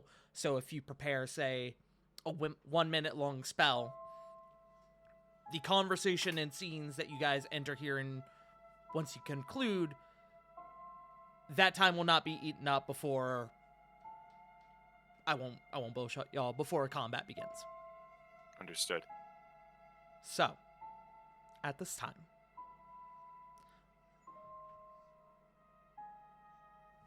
y'all discuss. Prepare. Take as much time as you need. Can I make a request, please? Absolutely. Can we take a break? I was going to do the break after preparation, but if y'all want to do it before, we can. I have a slight situation, it's nothing major, developing that I'd like to check in on. That is totally fine. Is it okay with y'all if we go ahead and take a break? Sounds good to Yeah. me. I'm okay. Okay. Gamers, thank you all for tuning in. We will be back in a few minutes. Hello, friends. Yes. We return. Hi. We're back. Alrighty, friends. Alrighty. My friends, we return back to our session. Y'all got some prep to do. So as I was saying prior to our break, y'all are about to enter your preparatory phase. So what is going to happen now is that y'all, again, can take as much time as you need in-game and above game to do whatever preparation you need. You can go so far as to take a short break or a short rest if you need it. But know that time will proceed as such. The big thing that I also mentioned is that as far as the casting of spells going into this next combat scenario, y'all, what is inevitably going to be a combat scenario, y'all are about to get into your, the big one. Spells cast now are basically put on immediate pause upon casting, and their time for their degradation, we'll say, or their duration, will not start until combat begins. So if you cast a 1 minute long duration spell now, that 1 minute will not, you'll cast it, you'll hold it, and it will come, that 1 minute duration will start once combat begins. Does this include potions that give off spell effects? This includes potions, this includes class features. I probably could have included that in my little note here, but I said simply spells. So anything that runs on a timer, that timer does not begin until combat begins. Copy that. So take that into account now. Extended effects, like Warding Bond, for example, which lasts an hour. We don't need to worry about the duration of that because the events coming forward are not going to take an hour. An hour in-game. So, with that being said, the floor is y'all's. My biggest suggestion is going around, because I know y'all have some potions and materials that you've been kind of saving, and I think now is a good time to consider what you're doing with those, such as, for example, your potions of short and long rest.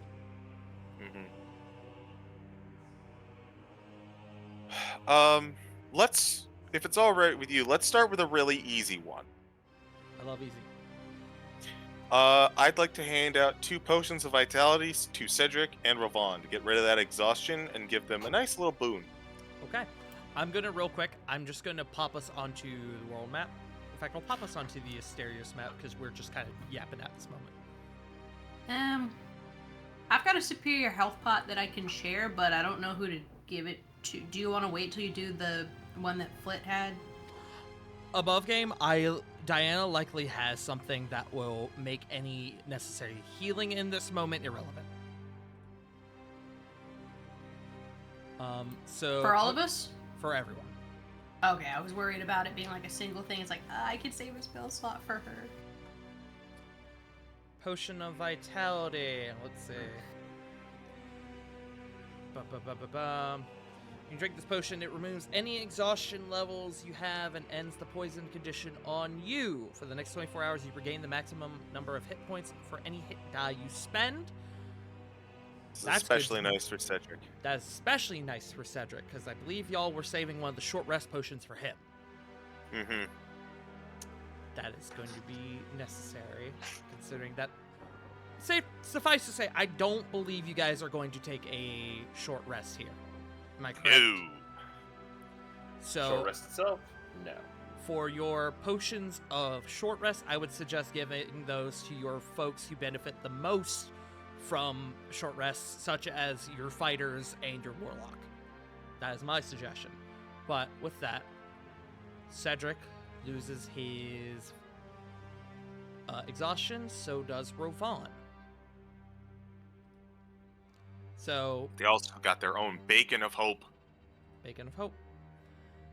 So let me Bacon. take that into account. As far as your potions, so specifically the potions of short rest and long rest, how many of those do you guys have? How many of those do you have in your possession? We have 3 of the short rest, 2 of the long rest. Technically 1 of the long rest, but it's big enough for 2. Okay. So Cedric's getting 1 of the short rest, correct? I believe so. Any arguments? And for me. Down to 2. Down to 2. Cedric is going to get back all of his fighter stuff. Yippee. And he is going to start healing up. So with his hit die, he gets 10 plus 4 as a result of the Potion of Vitality. So 14. So he is. Let me see.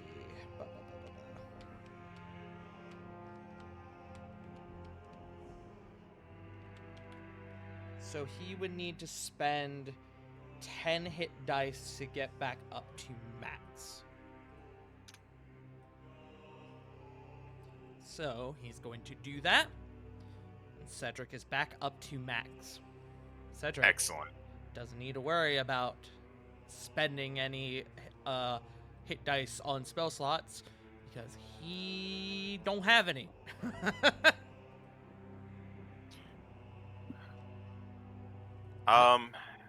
Now, is it suffice to say the second one of these potions is likely going to go to your other fighter, Lily. Probably. Right? Yeah, that's probably a pretty good idea. How are you feeling, Lily? Lily's HP isn't doing too bad, but I'm out of all my stuff, pretty much. Now let me know, dishing out these potions, you don't have to use them immediately, but Cedric is going to use his now, because he is out of almost all of his fighter stuff. I feel like, no offense to anyone else, I feel like if we give everyone these potions, they might just kind of get forgotten about.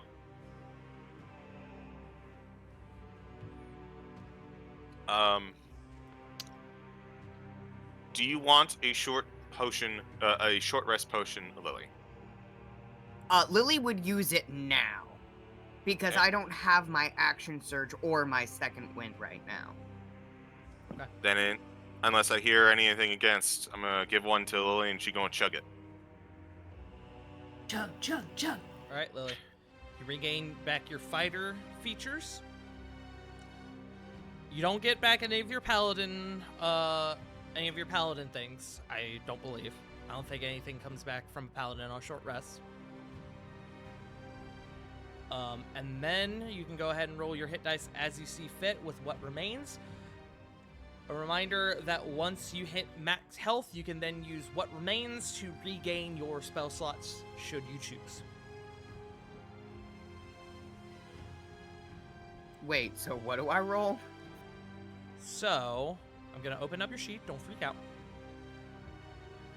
Huh. So, for your hit dice, I'm going to make one small adjustment to your sheet. Oh, wait, you have D10s. Don't worry about it. So, you see right there, smack dab underneath your temporary hit points where it says hit dice? Mhm. You should be able to just click the physical word hit dice and it will roll it for you.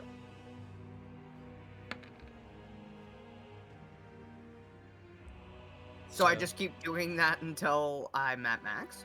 You keep doing so. Obviously, each click is one hit dice, so I just subtracted one from your total, and you can do that until you don't want to spend anymore, or until you're at max. And then, per my custom ruling, when you hit max, you can then start using them for your spell slots. Okay. So I'm at 150. I am actually. Before we proceed with this, I do have a suggestion for the group. Mm-hmm. Would y'all like to save some hit, for those of you who are regaining, at least, would y'all like to save some of your hit dice for possible spell slot restorage?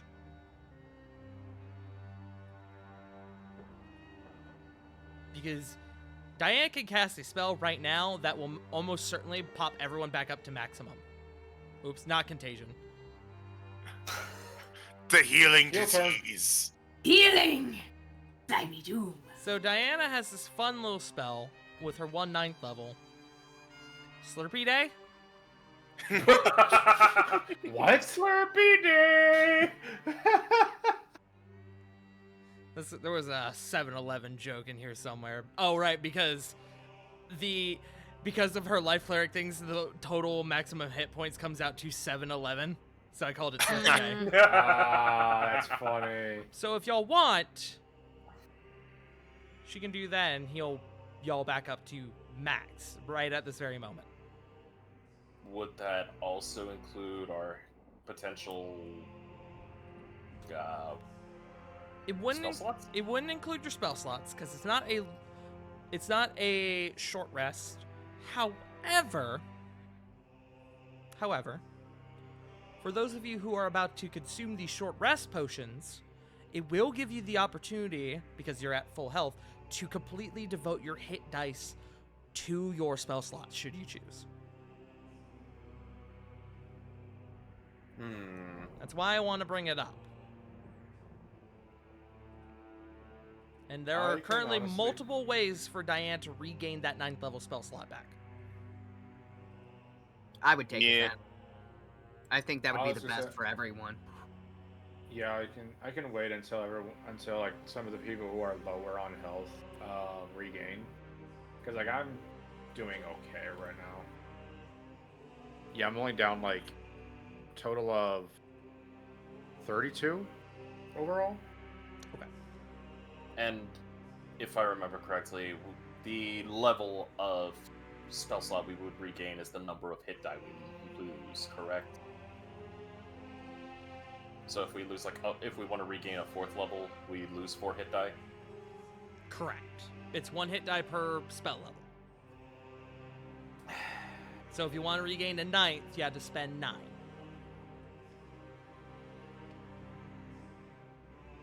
It's powerful, but I wouldn't want to waste a 9th level for Diane.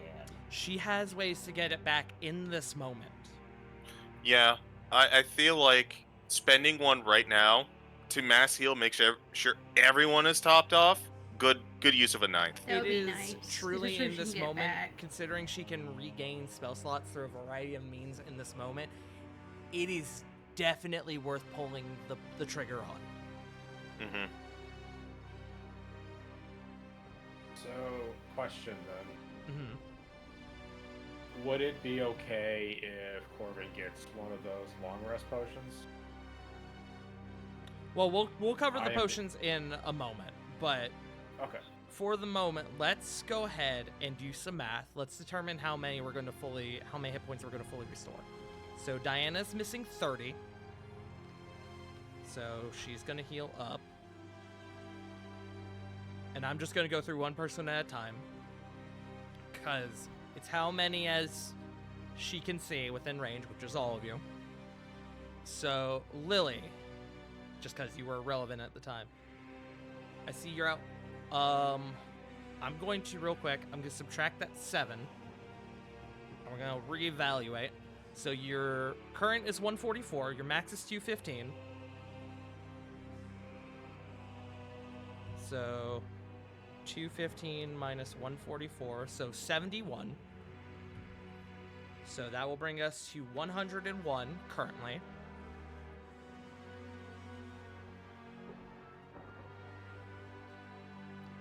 Then we'll just go to Alabastrum because I have a sheet open already.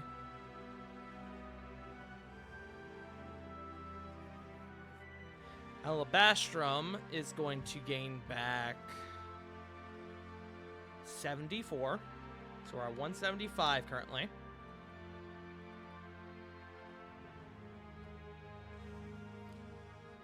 We'll go to Rovan next. So Rovan, I see 143 at 211. Is that correct?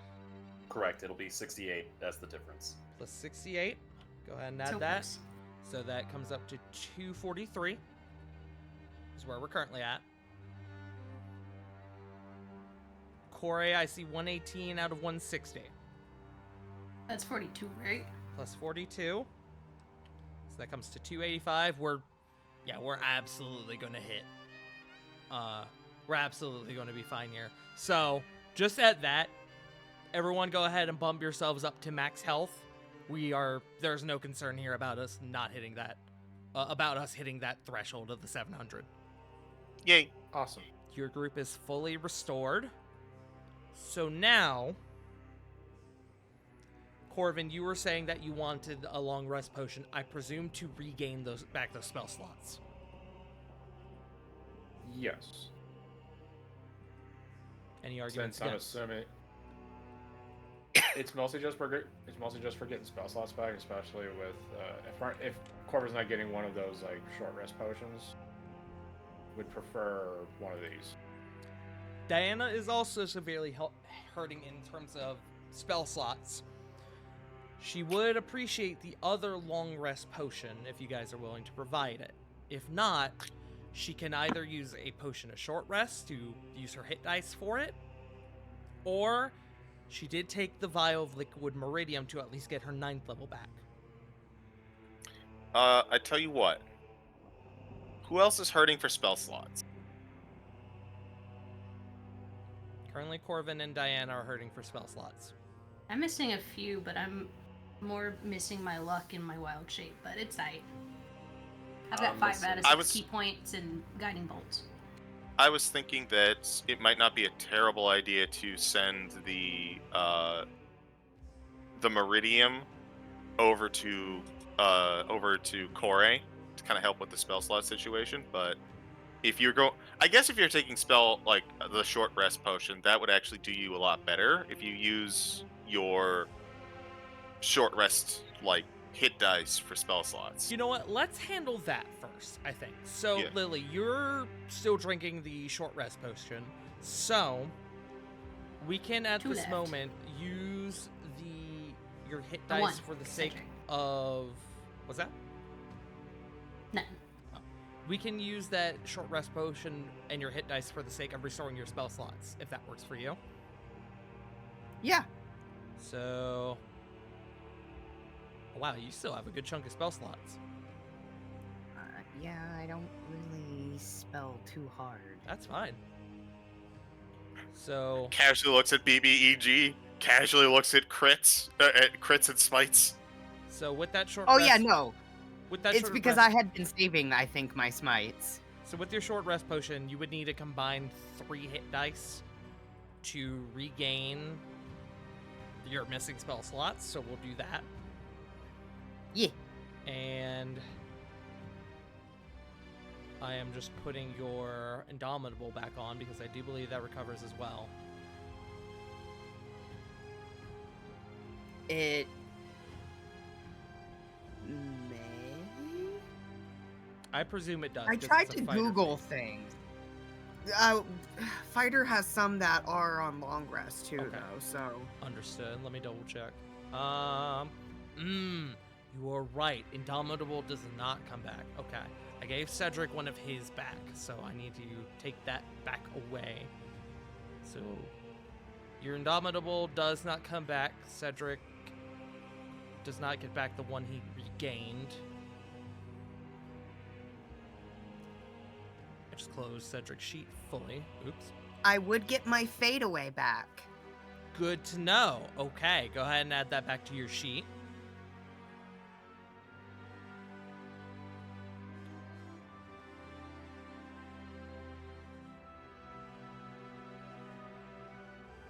With that, Rovan, were you wanting the last short rest potion for the sake of your warlock spells?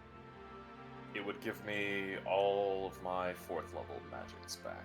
It would give you 4th levels back, and then you could use the resulting hit points or hit die to gain back your paladin spell slots. Mm. Which would be 1 first level and 1 second level. So it is up to you The- if you want the potion. Well, it's up to the group, but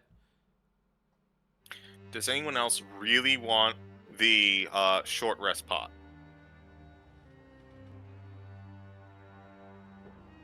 No, I'm good. Sounds like a no. Get your superiority dice back too. yeah. Alright. Inversely, you could give it to Corey in this moment. You know what you could do? Hmm. You could give Rovan the liquid meridium. You have 2 4th level spell slots, right, Rovan?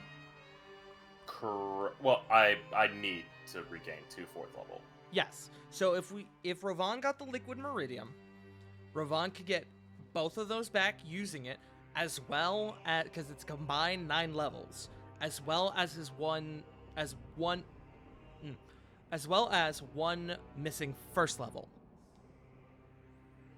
Then I like that idea. Then you could give the other short rest potion to Kore, who can then start regaining her spell slots back, as well as her wild shapes. And her key. And her key. I like My that. wild shape was just back on a long rest. Wild Nope. shape is on short rest. What? Oh. Oh yeah, no, it's absolutely nuts, Yeah. It's insane. brother. Brother. Too bad my joints can't get me a free wild shape for that. I mean, it can, but I can't pick it. But yeah, I like that You idea. know how tempted I am to smoke one before we go fight this boss? And I will say, I think for I'm gonna this, do it. because you guys are regaining all your shit back, I'm gonna say any spells cast in this moment are going to take place before the recovery. Understood. So, clarification: the liquid meridian will bump the 2 4th levels, and would it bump the 1 2nd and 1 1st? No. So the liquid meridian gives you back a combined total of 9 spell levels. Ah, okay. So you would use 8 to get back the 2 4th levels, and then the 1 left you're basically using charges per spell level. Ah, okay. And then you would have 1 charge, in quotes, left over for your first level if you wanted it. Fine by me. So, with that, it sounds like the short rest potion is then going to Kore. Alright. Yes. I'll mark that off. Kore, are you going to drink that now? Sure, yeah, I'll get back my shit. Okay. So you gain back your wild shapes, you gain back your key points, and then you can use your hit dice as you see fit to regain your spell slots. Which means there are now just the 2 long rest potions, and there are 3 of you. 2 of you want. No. This one's easy. Ever since the long rest, I've been using wild shapes. I've been very light on my spell slots. I'm pretty much loaded to the top. Both of those go to Diana and Corvin. Okay. So, Diana's going to go ahead and drink hers, regain back all of her spell slots, including her 9th. Pop in mine. Now, for spells that are cast for what's upcoming, if it was a spell slot you gain back as a part of the recovery, that will take the spell slot. So like if Diana now casts a 9th level spell to prep for what's coming up, that will burn the 9th level. But Okay. if, for example, like if she had 1 4th level spell left, or spell slot left, and she casted it, and she were to cast it now, she would still be able to get all 3 of her 4th levels back. Does that make sense?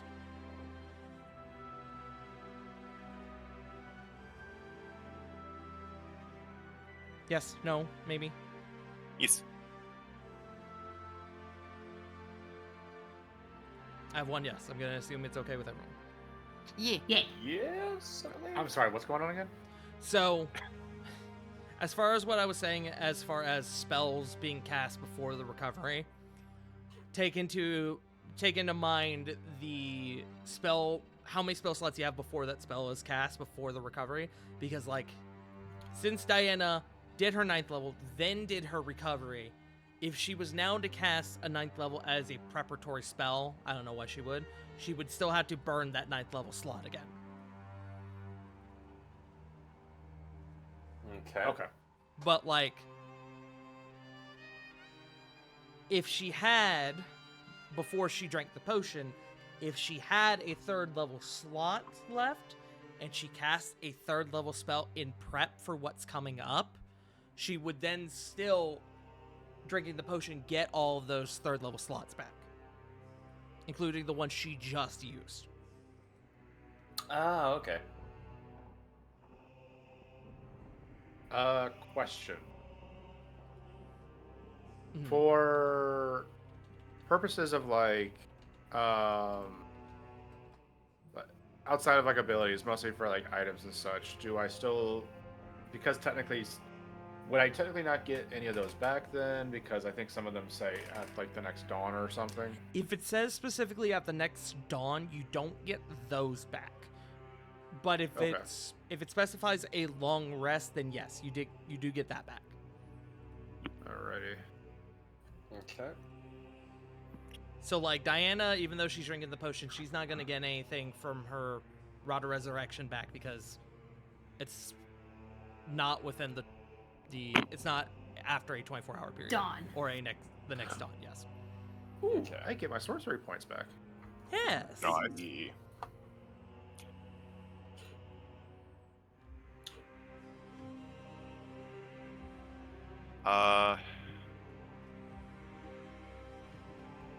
I have an idea. So, Where- does it sound like we're all good with the potions, spell slots, and all the restorations?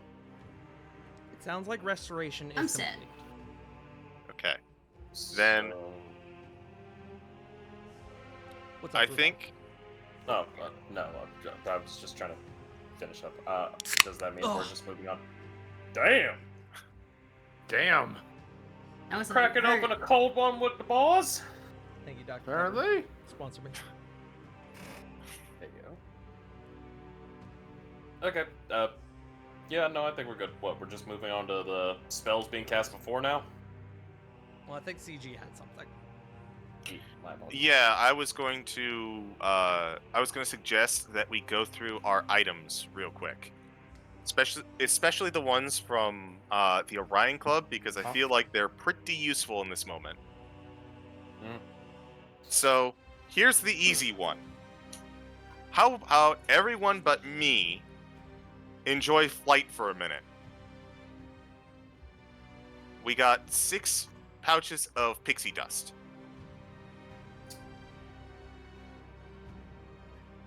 May I make a suggestion? What? If you use it on anyone, leave me out of it. I've got Why? a thing. I have a spell that's going to be used that will basically give me flight. Would you like to have Like a that? free one. Yeah, like take free pixie dust and then keep it in your bag. Oh, okay. If that's what you're. Yeah, offering, I feel that's- if you're gonna do something that gives you flight and you got a plan for that, go for it. Otherwise, I feel like we could probably just cast it now. Okay. Well, if that's the case, I'll just take one free bag of pixie dust. I've got about 3 different ways to attain flight really easily, so Flitt's going to forgo it. Does this include Cedric and Diana? I believe so. Yes, How many bags do y'all have? we have 6 bags. If you forego me, if you forego Flit, that's 4 for everyone else, and then 1 for Cedric, and then 1 for Diana. Excellent. Okay. Also, Now my question is, are y'all going to use those before you go in, or are you going to hold them for now?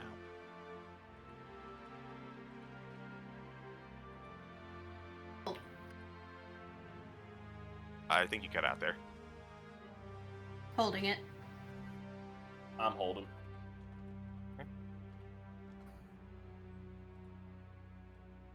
I have in here that Diana already had one of the things in pixie dust.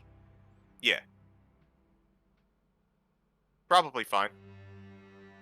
Like, I'm pretty sure that it's the same pixie dust. Mm-hmm. I would believe that, yeah.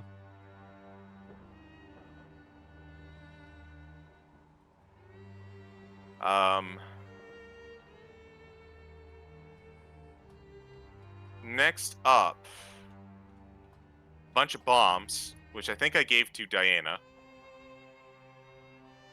Just because I'm going to be wild shaping a lot.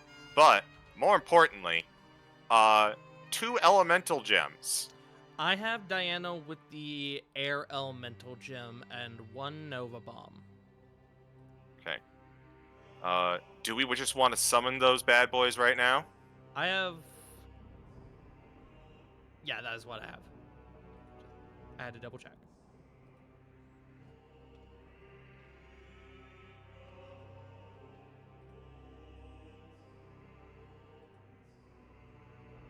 But yeah, do we want to summon them now?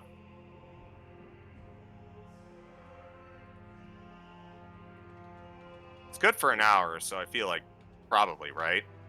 I mean, it would definitely like gets more in our corner to be able to fight off, and if need be, like could waste a banishment spell from our enemies. Not hearing a no.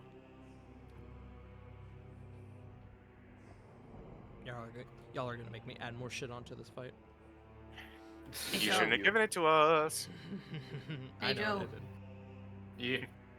Add a scroll of Globe of Invulnerability to Corbin's sheet. Yo, we're fucking Katamari in this. Katamari Damacy? Yes. No. No, no, no, no, no, no. Katamari scroll. I'm gonna look at that and go, why the fuck did what is that?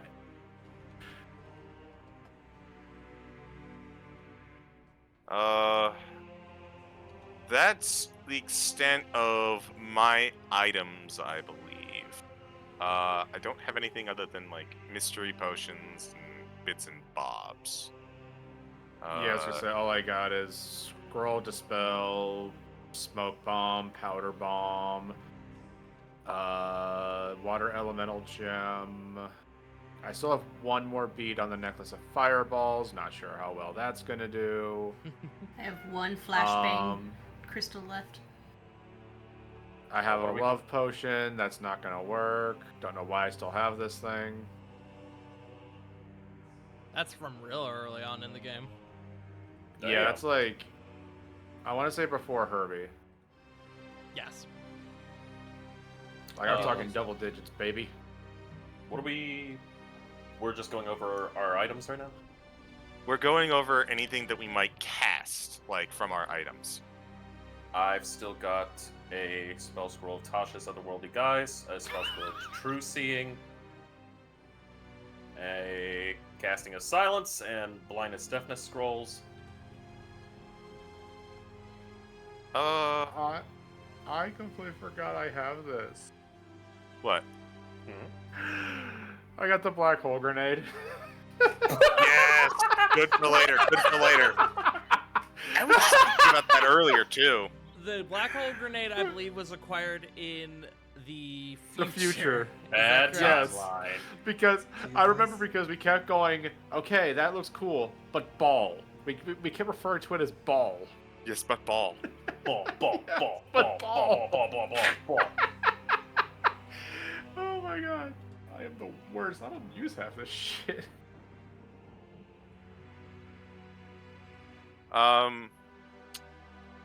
Sounds like we're doing okay for items. So, if all of our items are good, all our potions have been drunk, all of our stock has been taken. Spells, buffs.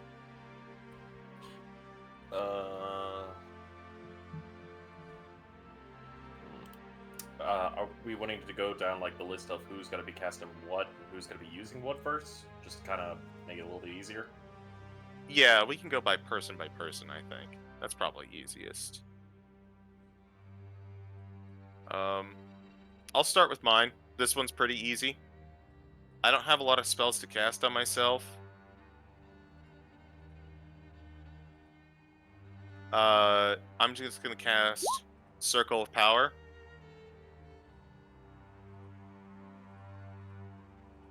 And I've got the Toshi Shuffle up, so I'm good there.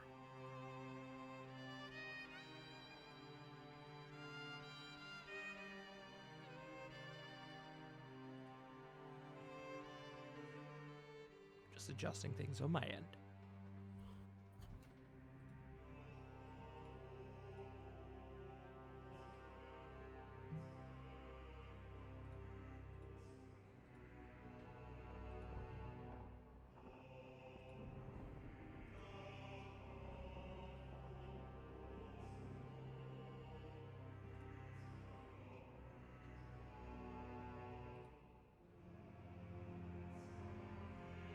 Can I just say, above game,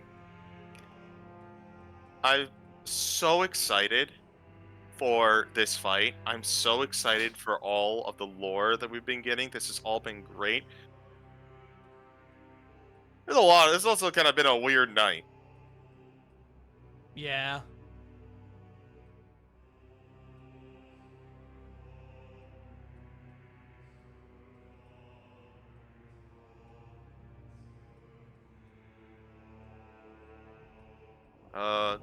Does anyone else have ideas for spells for casting before we walk in? Buffs, etc. I'm currently setting up stuff, but I will here in just a moment. Unfortunately, all of my stuff is more like instantaneous. Nothing really can be prepped. I've got a few things, but I'll wait until we're all ready to go down the list. That's what we're doing right now. Oh, I didn't know if like we were holding off until like everything else was settled. This No, is the y'all time are for that. deciding what spells you're gonna have ready for when you go into whatever you're about to go into. Y'all are in your casting phase now. Okay, if that's the case, I'll burn This up is the the time for features, spells, potions if you want to drink them. If that's the case, I'll burn the Tasha's Otherworldly Guise scroll, True Seeing spell scroll, pop a potion of speed. Okay, so And pop a Raikiri's Guardian Essence.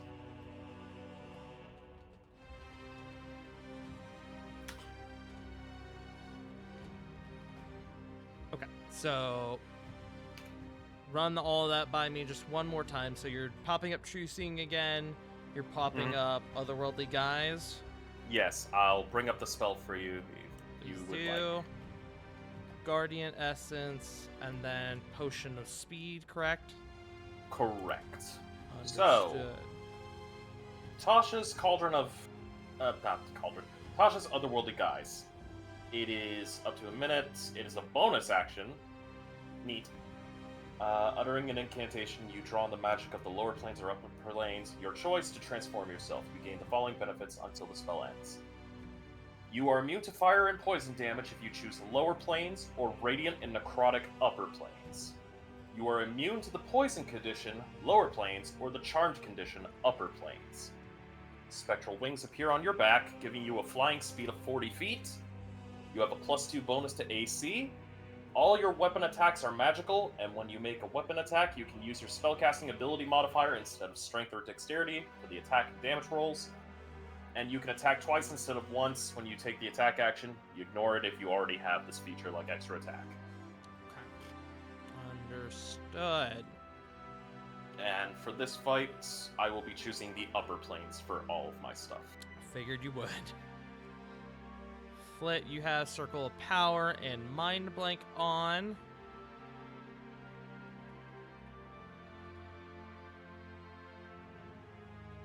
Corvin, you have Mind Blank on as well. As well as your Potion of Heroism. Yeet. Use this for the Potion of Heroism. I'm marking y'all's tokens on the next map. Lily, River had to step away because River's currently dealing with the situation. So I'm going to just put the Potion of Heroism on Lily for now, and we will revisit. Cedric.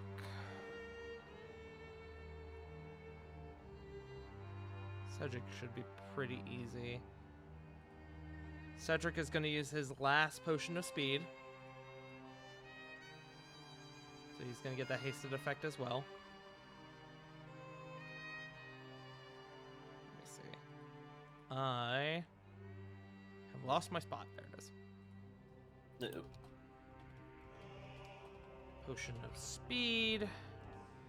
And then Cedric is also... Let me see. Do you have anything else, Cedric? You don't have a lot. It's all gear to prepare. Oh yeah, I did forget you have that.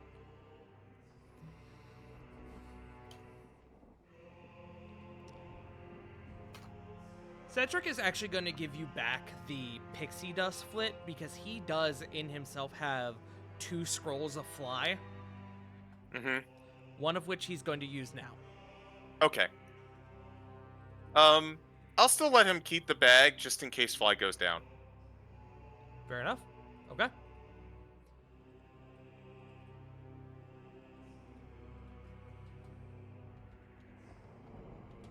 Bro has 3 ways of getting fly at the moment. He might as well use them. Yeah, valid. God, I can just drop fucking 2 of them too. That's the funny thing. Yeah. We made Actually, no, sure wait, that we're...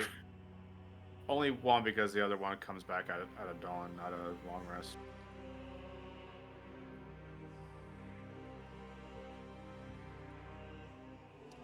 And then, so that is going to be Cedric. Corey, do you have anything you wish to prepare at this moment? You are currently under the effect of Warding Bond. Do you still want to use your astral arms for what's coming up? Do you still want to be under that effect? When time comes, she'll be popping her dragon form. Her dragon form. Okay, understood. Yeah. Then I'm going to. And an take- astral arm. Yeah. Okay, so you're doing both. Understood. Yeah. So Corey, astral arms, Go ahead and knock those down on my little dragon form, counter. That's the word. Warding Bond. Alabastrum. Alabastrum don't got shit to prepare, but if anyone wants to do anything on that Alabastrum, that is their prerogative.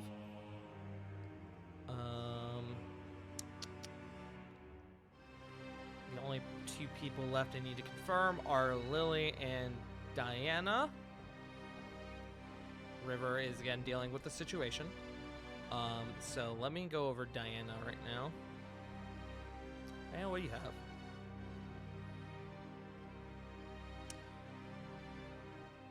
Diana. That could possibly be actually. That could be smart. That could be fun to do. Hold on. Does that require concentration? It doesn't. Diana is gonna use that scroll of sanctuary you gave her, Corey. She's actually gonna use it on Alabastrum. I like Nice. that. So Alabastrum is currently under the potion of heroism and sanctuary. So I should also actually put little tokens up for those of you who are concentrating on spells. For when it becomes relevant.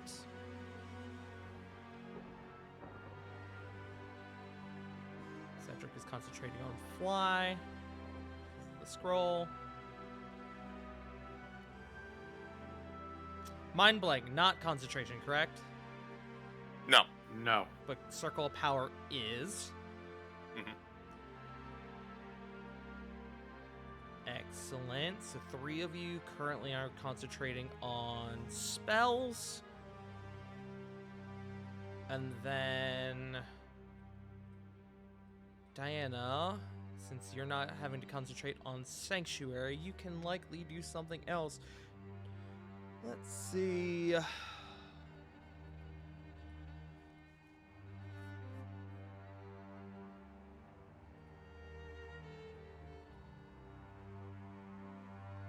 Is anyone missing their death ward? Has anyone's death ward dropped? 2 people's death Mine- wards dropped. Sorry. No, you were saying. 2 people's death wards have dropped. They have since been re-upped. Excellent. I was gonna say, yeah, mine did not draw.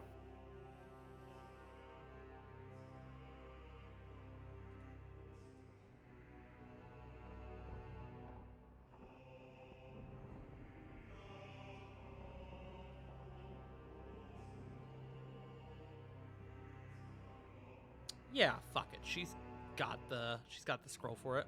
Let's have a little fun. Diana's gonna pop her 1 scroll of eye bite. Oh, good shit.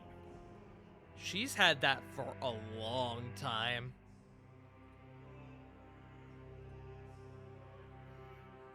So Diana is under the effect of Eye Bite. So she's holding concentration on that. I believe it's concentration. Let me double check.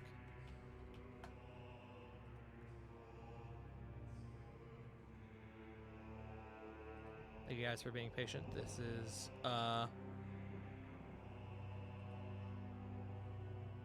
lot of housekeeping we're doing.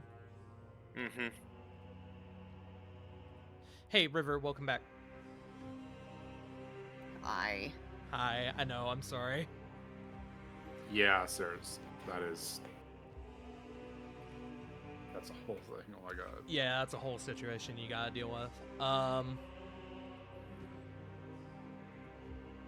Do you, in this moment, have any spells, items, features that you would like to use for preparation?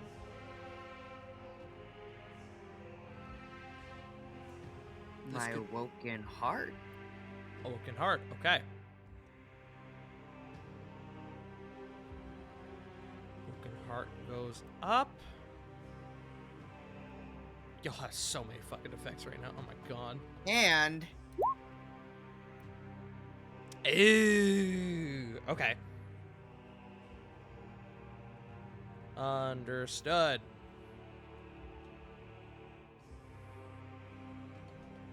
Empathic guidance. Anything else? Perhaps maybe a shield of faith. Oh shit, I forgot Channel Divinity's worth thing. Yes. My brother in Christ, that's how you do your storm mark in Guardian Essence. yes, Those I are would not like Channel to do Divinities. Shield of Faith, Let's go which is Shield an of Faith. oath for me, so it doesn't take a spell slot, right? Even if it did, you had him despair, you would have gotten it back anyway. Okay. That's the case. Tark, can I have one last thing? Yes. Oh, Channel right, Divinity. you do it via Yep. your charisma modifier. That's right. Fearless Athlete. Fearless Athlete. Understood. Ravon has 5 effects on his token right now. Sorry. No, it's fine. I'm just glad I'm making a list. Fearless Athlete. Lily, you said you're doing Shield of Faith, correct? Yes. Anything else?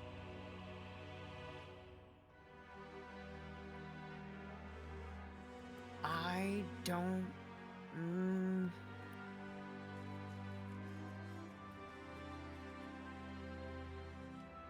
I don't think there's anything else I can do right now, so. Okay.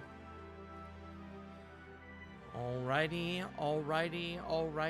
my friends. Sounds like you all have prepared yourselves proper. Any final prep before we begin to y'all having a moment to yourselves here? I imagine I imagine some of y'all want to say a couple things to each other before you guys go forward. So before we do that, any final prep that you guys want to do?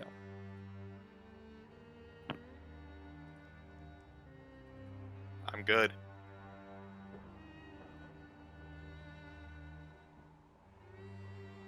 Going once. Going twice. Okay, my friends. Y'all are locked in.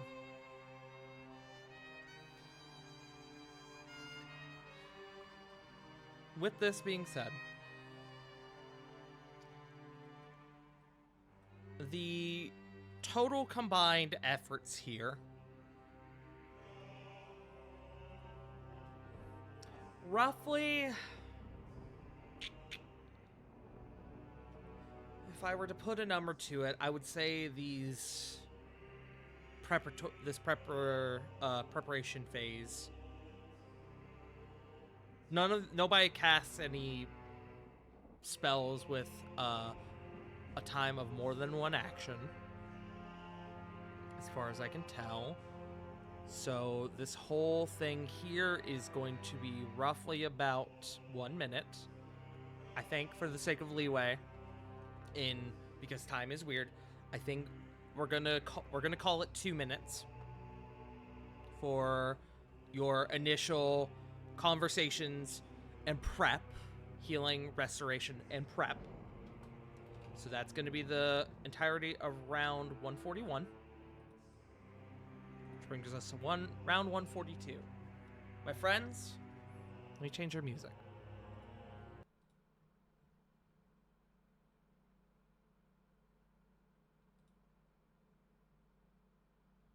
No, that's not what I want.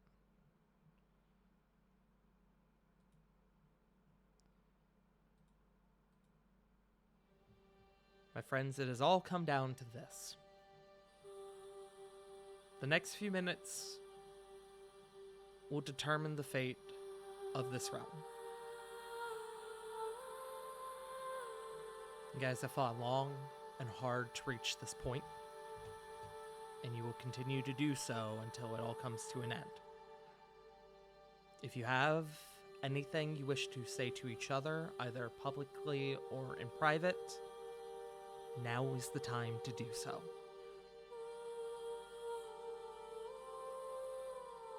I'll let you know, Taurus. I'll wait for other people to do theirs. Yes, you already let me know what you wanted to do.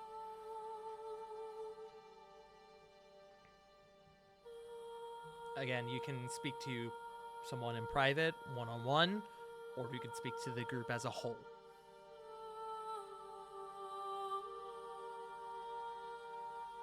I have something, but I want to formulate the words.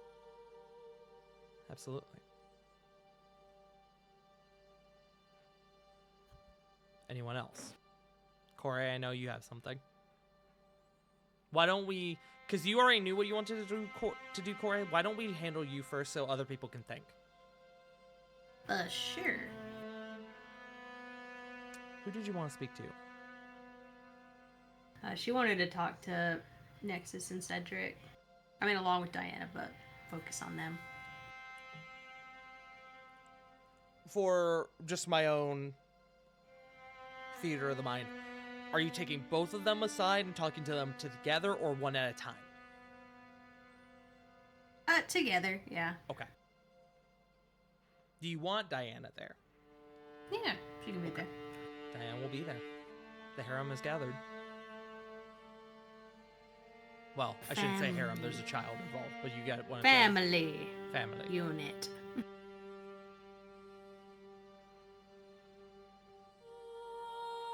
Well, she's popping her short rest potion. She'll ask Cedric, so how does this compare to last time you went to save the world?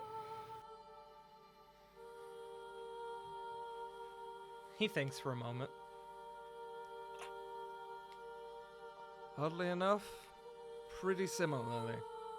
Facing a cult with a powerful mage at the end, a archlich, if you will. Not a fond memory, but I can't help but get the strangest sense of deja vu.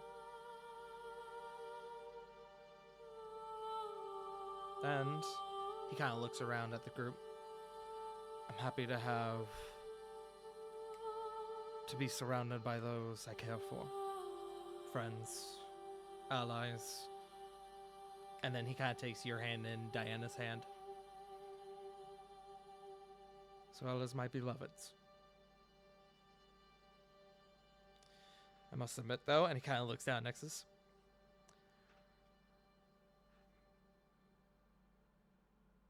I am very proud of you, my son, for what you've done here. I still have a bit of regret bringing you along, but that is a father's regret, and it would be beneath me to overlook your accomplishments here. To which Nexus smiles.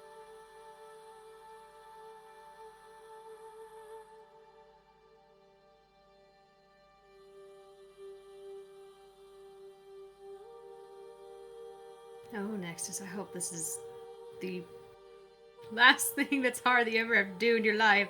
I hope everything is easy after this. Well, if everything was easy, it wouldn't be worth doing, right? I suppose. But you should have had way more years under your belt before dealing with something like this. I'm sorry this has been asked of you and forced on you. It's okay. I really don't mind. I want to help people. I want to give them hope.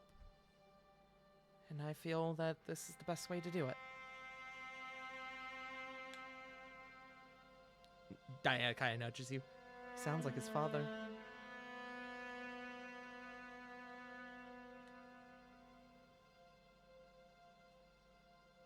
Good man and a good king. She'll just squeeze him all in a hug.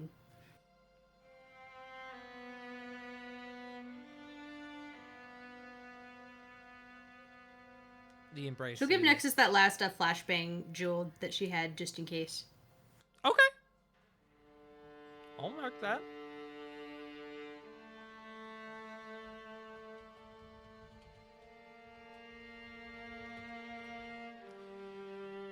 The embrace is And a superior health pot. a superior health pot. Okay. The embrace is long, warm, loving. It is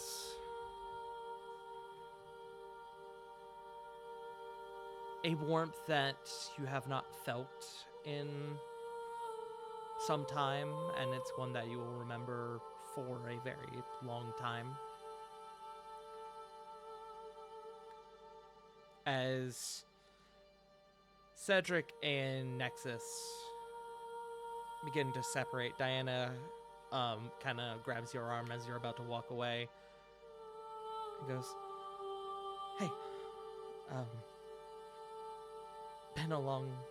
we've come a long way, huh?" We have, my love. I wish I could have you hold away somewhere far away from this, but we need you. I need you. You couldn't keep me away if you tried.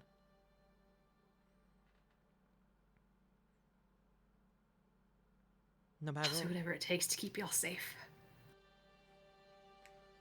no matter what comes next, we'll face it together. Okay? Yeah. And she'll put her forehead against yours. I am so scared, but so relieved. This life to- or the next, I will find you. Heart melts a little bit. I am so scared, but so relieved to be here with you. I love you. Oh, I love you.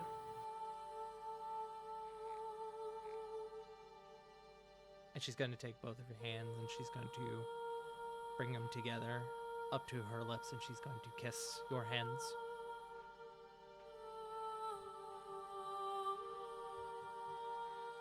To what comes next?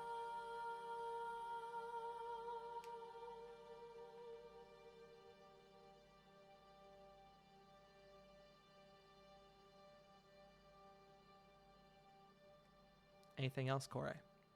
No. Okay.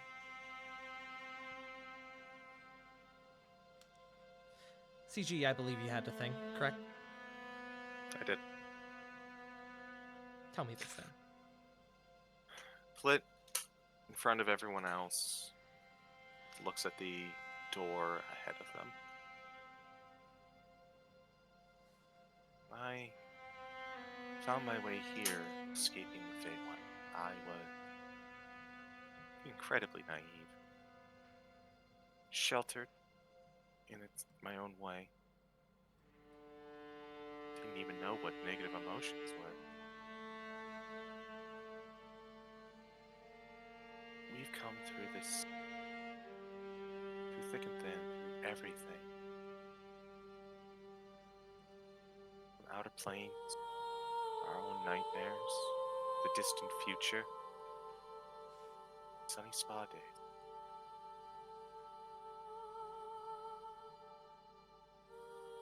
Here is the culmination of that journey. Everything that we've fought to stop, prevent, everything that has propelled us forward, took us through Feywild, through my tormentor,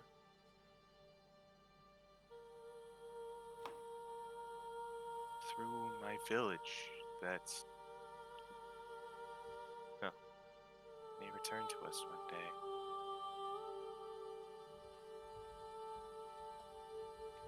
I learned so much from each and every one of you, but more than that, I've grown because of every one of you. I've learned.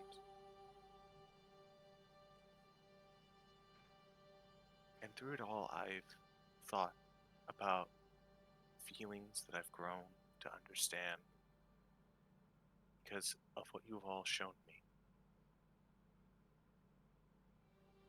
Through that door is someone we should all hate. By all rights, we should. Someone who is seeking to do irreparable harm to us, but I don't feel hate. I feel compassion and kinship with every one of you.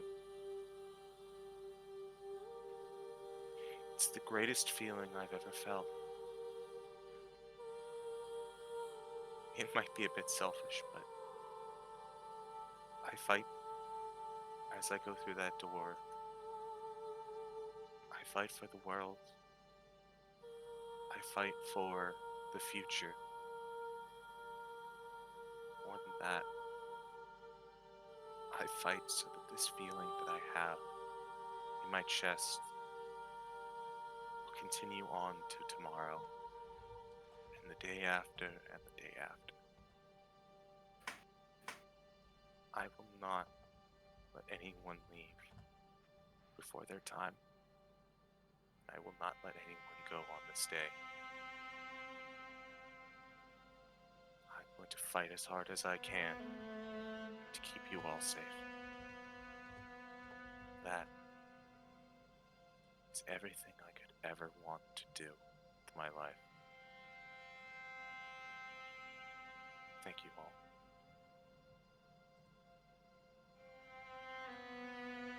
She'll step back, having said her piece.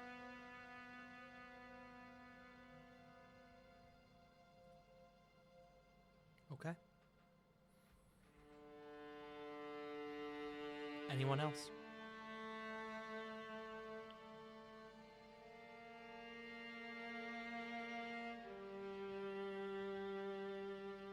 This will be a moment where I go through and confirm with everyone individually.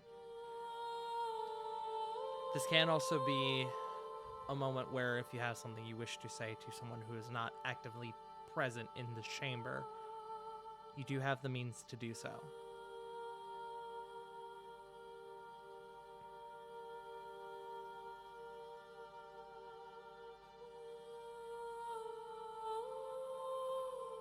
I'll go from the bottom up as far as Discord goes. Lily, do you have anyone here or not here that you wish to say anything to or contact? Lily is gonna give a gentle tap of her ring.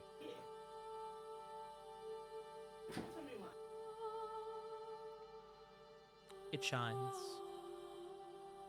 in that pink color that it does when you tap your ring. A moment passes. And then you watch as your ring goes from pink to white.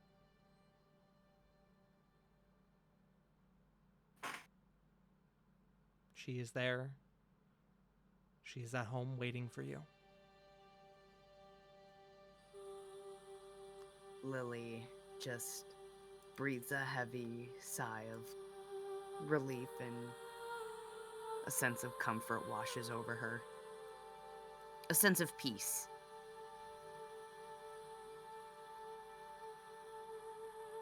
You feel more resolute as you prepare for what comes next.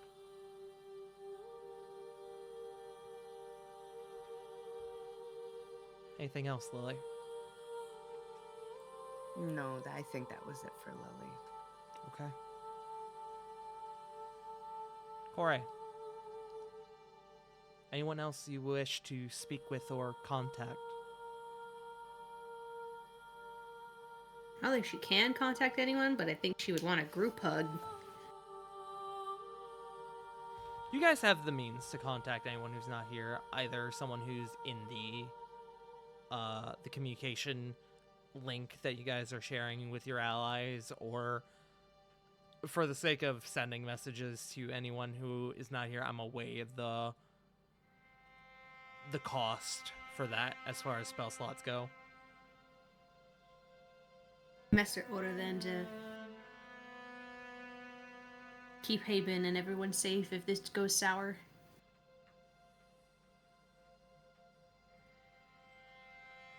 You would get a response back from him. It has been a pleasure. Rehwakore. Live well. Fight well.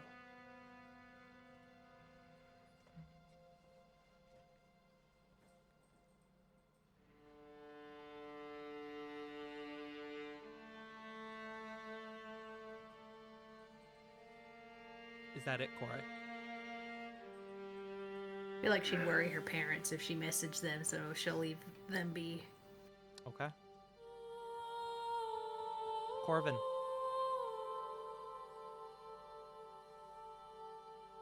He will look towards the the northwest, towards where Dragon's Reach is.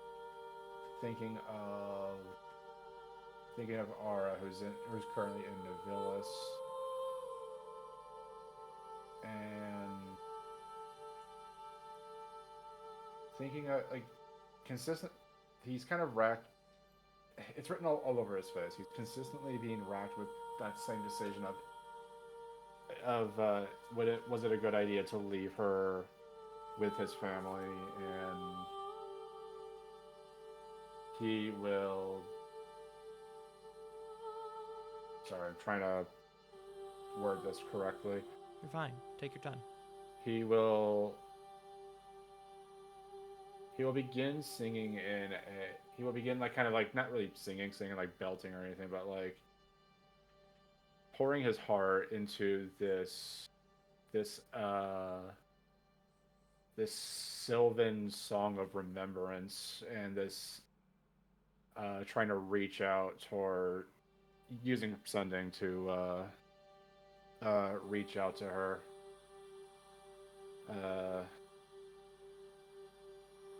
Towards the end of it, he actually does. Fuck. I am losing my goddamn mind. Me too, gamer. Comes with the territory, unfortunately, of being neurospicy. No, there's something I want to fucking do about stuff. Do you want me to circle around and come back?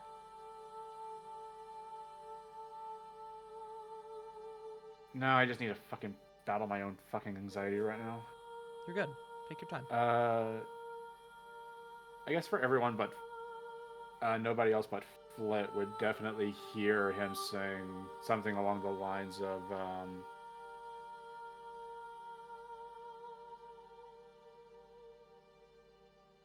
your brown tint, amber eyes watching every move I make, and that feeling of doubt, it's erased. I'll never feel alone again. With you on my mind, you're the one. And in you I can't find more. And then in the end, in common, he will say, "Love of my life, I am coming home soon."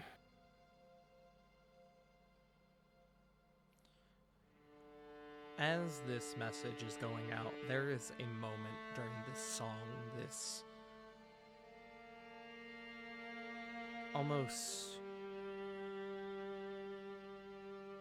it's almost like a chord is being struck physically, as in your mind, as the song is playing, you almost hear it overlapping Ara's voice alongside yours, humming the same tune in tandem with you. It is this beautiful, passionate harmony that pierces the veil of standard plausible magic. And at the very end, after you say that last statement, you simply receive back, "You better."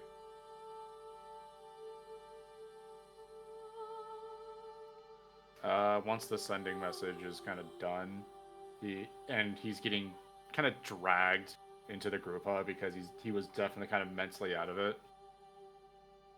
Again, only Flit will hear, "Yep, putting a baby in her."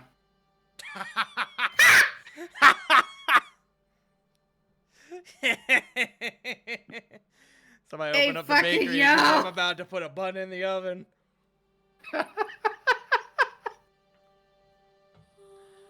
With that being said, Shit, that breeding kick's hereditary, huh? Fucking what? that's going in the forget- out of context channel. Do you forget how many siblings he fucking No, had? I don't. That's why I made the joke. No, Frost, not you. Oh, One- yeah. You were on One- point. One you were great. final banger. One final quote before we go in.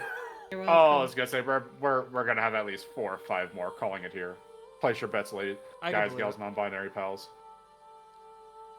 Anyone else you would like to contact, Corbin?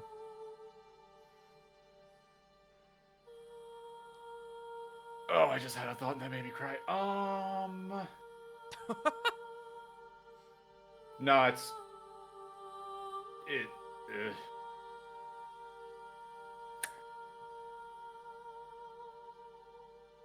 Yeah, one last sending. One last sending to Druilla.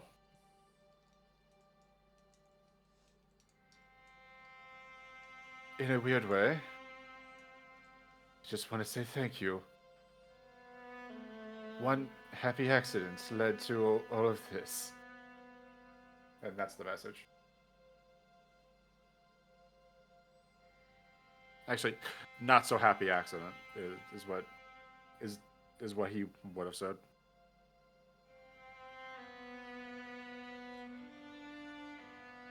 After a moment, you get a response back. Trying to think of how she would put this exactly.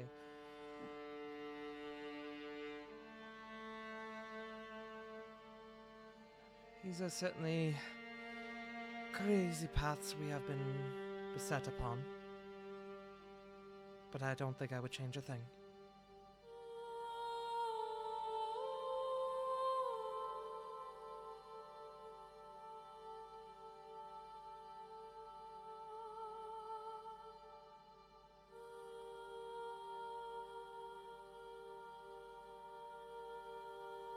That's all. Okay. Ravan. Anyone you would like to reach out to? Or speak with here? There is one I would like to reach out to, but there is one thing I would like to do before that. Okay. if possible. Yeah. Now's the time to do it. Similar to the sign of the cross that a Catholic would make, except this is more of a reverse delta, so like an upside down triangle. Mm-hmm. From left shoulder to right shoulder, down to the lower center of the chest, back up to the left shoulder. Kind of like your sternum. Mm-hmm. He'll be making the sign, and in probably giant, he will be saying, "What is our duty? To serve the God's will. What is the God's will? That we fight and die. What is death? It is our duty. We are their sword as they are our shield. We are their wrath as they are of our zeal. Let us speak their words as they fuel the fires of devotion. Let us fight their battles as they fight the battles of the end times. And let us join them there, for duty ends not in death. In vengeance be true, in valor be strong. In you we find our avengers. Lead us forth into the legions of our foes with thy spirit, and give us the courage and capability to slay the foes in every battle we are compelled to fight, though they last until the end of time. Amen." Okay. And with that, we will send one final message to Kieran. One last duty to perform.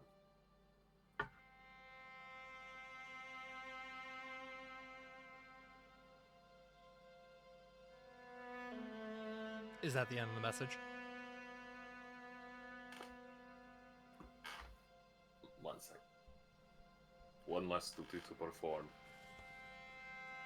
Awake me, whether I come back victorious or not.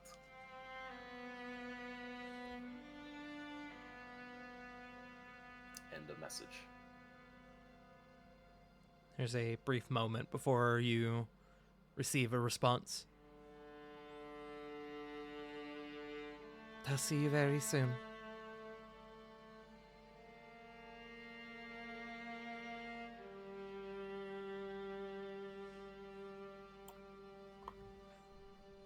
You will acknowledge it and harden his heart one last time.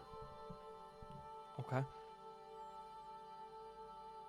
Flit, back to you one last time.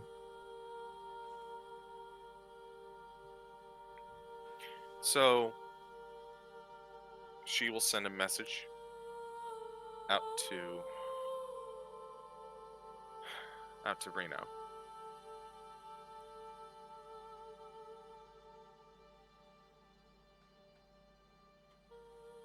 Wish me luck. It's my turn now. I'm sure I'll do just as fine or better. Because I know that you believe that I can. And thank you for that.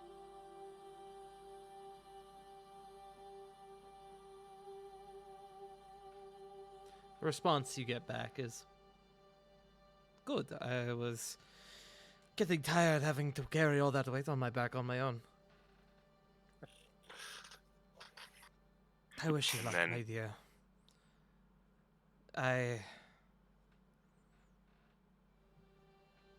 Trying to put my thoughts together. This path has been long and arduous. Seize your glory, seize your victory, and seize your peace, my beloved."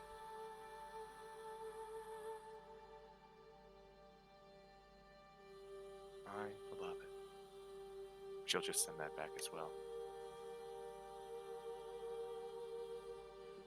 She will look over to Toshi, friend and partner, that's been with her this whole time, currently wearing her face. Mm-hmm. He's got his little Just- lizard body, but your face. Yeah. No, we did the swap, so Oh yeah, you've got the lizard body. yeah. And she's gonna look up to Toshi. And as he looks back at her, exchange a look, one they've exchanged many times throughout their time together. No words are said, but in a mix of happiness, determination. She gives a little lem.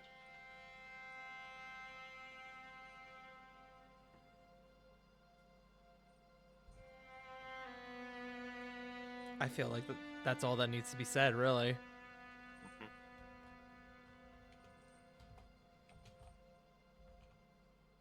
Alrighty.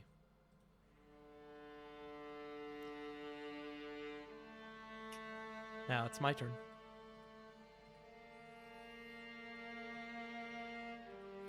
Cedric steps forward to your group. It certainly wasn't easy getting here. We've lost a lot of people and we're bound to lose more. No matter what happens, no matter who falls, we finish it. Are we all understood?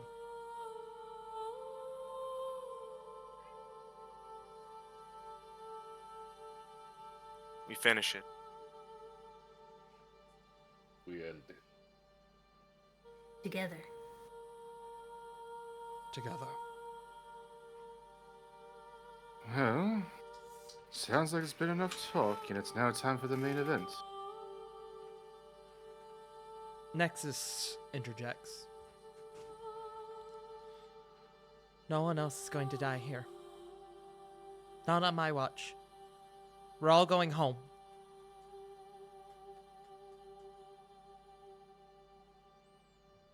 To which Cedric kneels down to his son. Don't go far from me. Okay?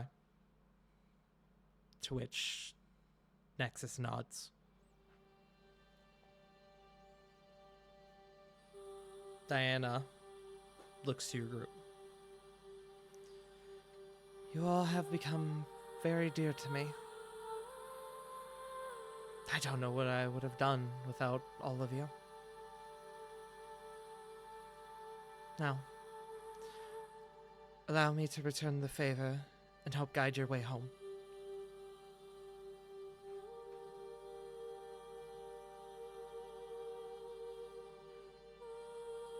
And my friends, if you are ready, I would like one final confirmation before we proceed further. This is the point of no return. Once you guys proceed forward, you are locked in for the end of this campaign. Technically, you already passed the point of no return, but this is the final stretch. Are you all ready? I ask this not just as DM to players, but from friend to friends.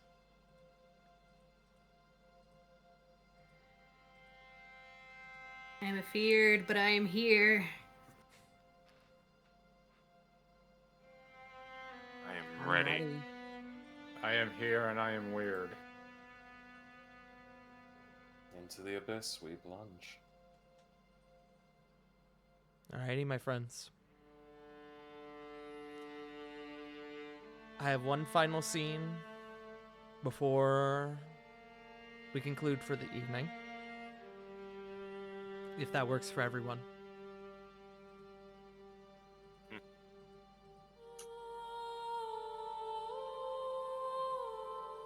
I just need the right music to do so.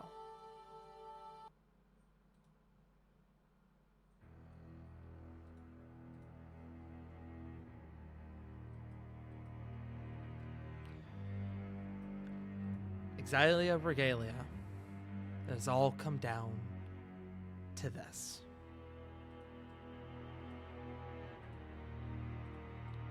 You all push forward. You take that last, and oddly enough, that first step into the unknown. As the doors burst open with the arrival of your group,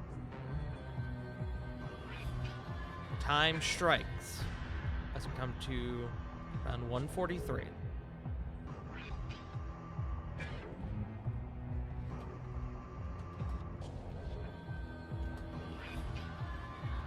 Your final prep time alongside your restoration, your prep, your final conversations roughly comes to that of about 3 minutes. 5 minutes in total, meaning as you guys reach the inner sanctum of the labyrinth, our time sits at 2 hours and 40 minutes.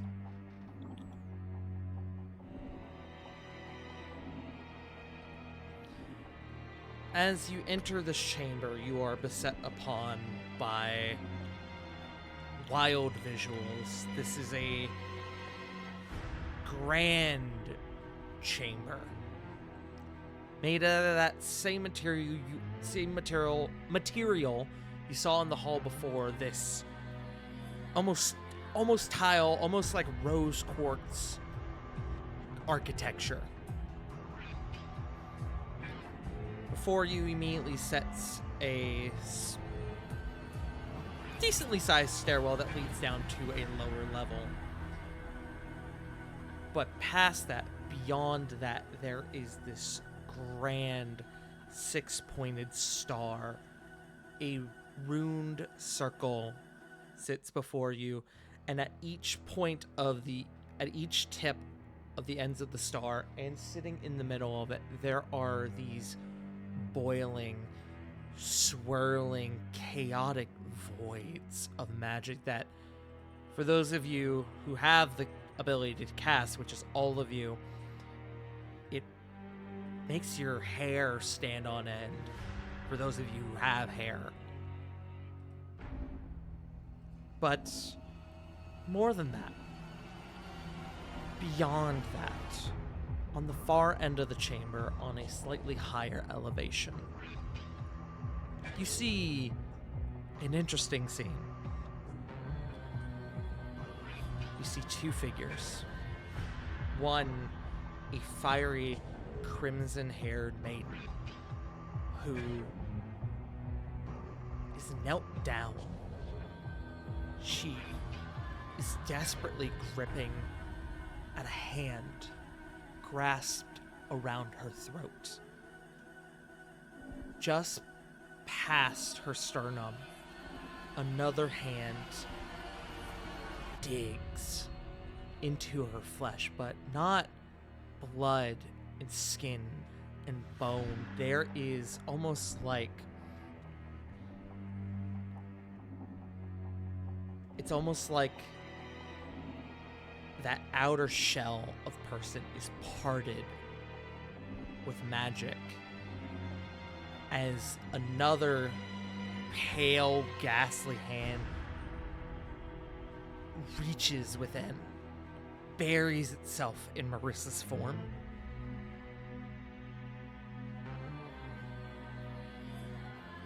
That other figure is a tall, beyond pale, winged individual wearing this flowing black dress and vestments, brandishing a golden mask. I expected better of you, my dear Eberhard. You betrayed my trust and faith for one last claim to power. As you can see, down at her side, at Marissa's side, is this bubbling, twisted dagger.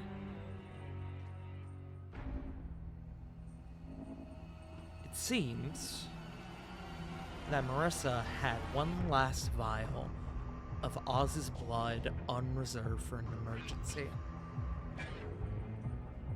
One last vial of this blood that she had coated onto this dagger, seemingly with the purpose of betraying Aurelia. And it did not go well. As your group begins to rush forward, Aurelia, with one final swift motion, pulls her hand from Marissa's body. And now grasped in her hand is this not quite baseball-sized.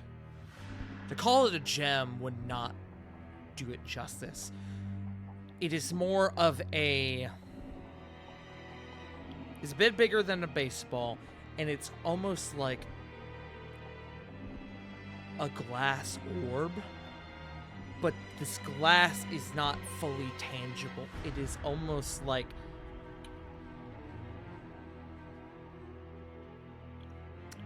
a vessel of sorts. And within there is a fluid, flowing energy. Y'all have seen this one time before, where this happened to your friend Corvin, who you were able to save. There is no one here to save Marissa, as she doesn't collapse, but her hair fizzles out, and she now kneels there, unmoving, limp. And Aurelia begins to turn to your group, now palming and eyeing this orb in her hands. Cedric rushes forward. Aurelia!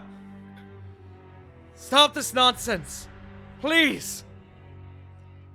To which Aurelia, her gaze finally meeting your group. I'm afraid I can't do that, my love. This world is cruel and unjust. I seek to right that wrong. By installing a dogma upon the world. Do you hear how crazy that sounds? I had hoped at least you would understand. It seems I was mistaken. Unfortunate, but fixable. In this moment, does anyone have anything they wish to say to Aurelia?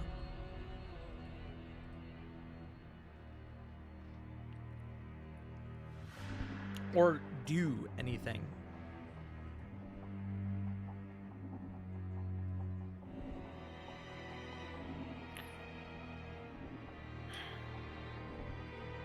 Thank you. Even if she doesn't get the charge from it, she just wants to unimpressedly look at Aurelia and just light one of her spliffs. Take it. So like, Starts token up. she so, doesn't get anything like- from it. That's Joe. so like, Marissa's body is like definitely like just like sunken in at this point, yeah. That seems to be the case. She is a vegetable in this moment. She's not dead, seemingly, as you still see the brief motions of her form, of her body, the odd twitch.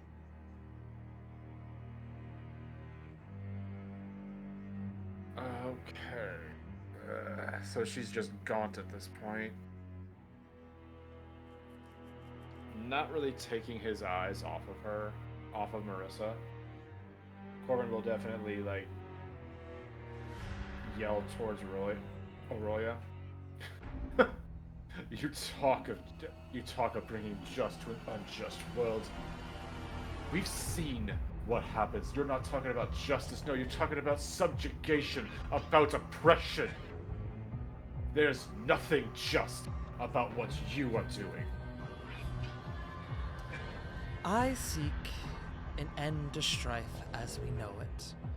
Imagine a world with no more pain, no more chaos. Perfect unity. The creeds of gods will always play second fiddle to the overzealous ambitions and desire of man. One of their own, however, could unite a world against all those that would harm it. An eternal king. One singular figure with the aspirations of man and the power of a god. Do you not hear yourself? That's all that would bring is more pain, more strife. It just points everyone towards a singular target. And those who will not follow, they'll just die just to be an example. That's not justice. That's just misery given another form. Tagging on to you what you're saying, Corbin, Diana also speaks up. You would completely revoke the concept of choice.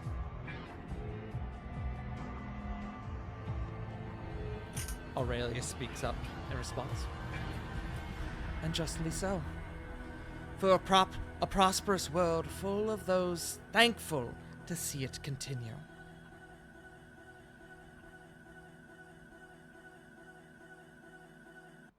There's a very brief pause before another voice speaks up.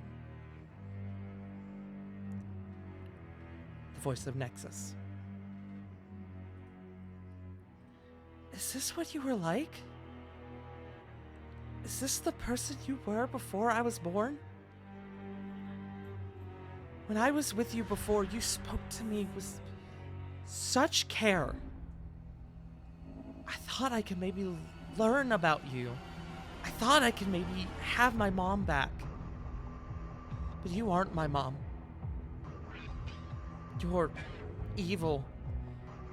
I won't let you hurt anyone else.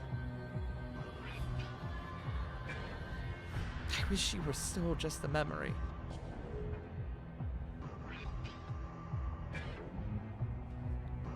And there is a pause in response from Aurelia. No amount of magical influence or otherworldly power could guard this heart from you, my son. To which Nexus says, I am not your son. My mother was kind-hearted. She did more than simply help people. She made them smile. She gave them hope. I am her son, not yours.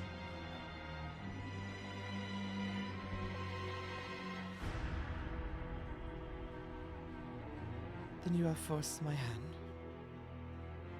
As Aurelia clutches the orb in her hand, and it cracks and fractures before shattering completely.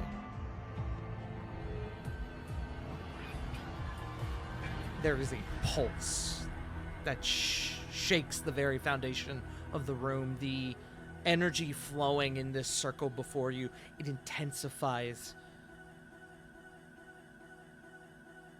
Something feels very wrong here. Not just with this chamber, not just with this ritual, but with Aurelia. It is only broken in this moment where a bolt of black lightning shoots forward, directed at Nexus before it is cut off. As Cedric intervenes, taking the full brunt of the blast in the chest. He staggers momentarily before spitting, not blood, but this almost boiling spit onto the floor. I'd hoped that some part of you was still in there. A fragment of you that could maybe see reason. But to attack your own son, our son. Perhaps I was a fool to think you were still in there. The woman I loved truly died all those years ago. As Cedric pulls out his blade, you leave me no choice. I will do what I must. To which Aurelia responds, as shall I, beloved. And with a flick of her fingers, almost like a puppet, Marissa shoots up and launches towards your group at unholy speed. And my friends, y'all want to do this fight on Mother's Day? Yeah! Beat up Of Mom. course I wasn't going to take the Marissa fight from y'all. Hello? What do I look like? I was about to have a lot of strong words to you, and No. I feel like I would have been like legitimized for it. Bro, I'm giving you your shot. Don't worry. I got you. I know better than to take this fight from y'all. Y'all would kill me if I took this fight from y'all. I would convince Jake to poison your food, yes. And no, not to kill, mind you. No. That would be too easy. No. Like, I'm talking like the classic laxative strat. Make you miserable. My friends, before we wrap for the evening, would y'all like to see your battle mount? Yes. Ah, My friends, Les. next session, session 210 of Exilia Regalia, y'all face off against Aurelia Aragon, the Grey Lady, and Marissa Eberhardt. fucking, we're fighting on the Star of David. Let's go. I am very excited about what's coming up. But Hell for yeah, now, my friends, that is where we must bid you all adieu. Thank you all for joining us tonight. We gotta send it around the table.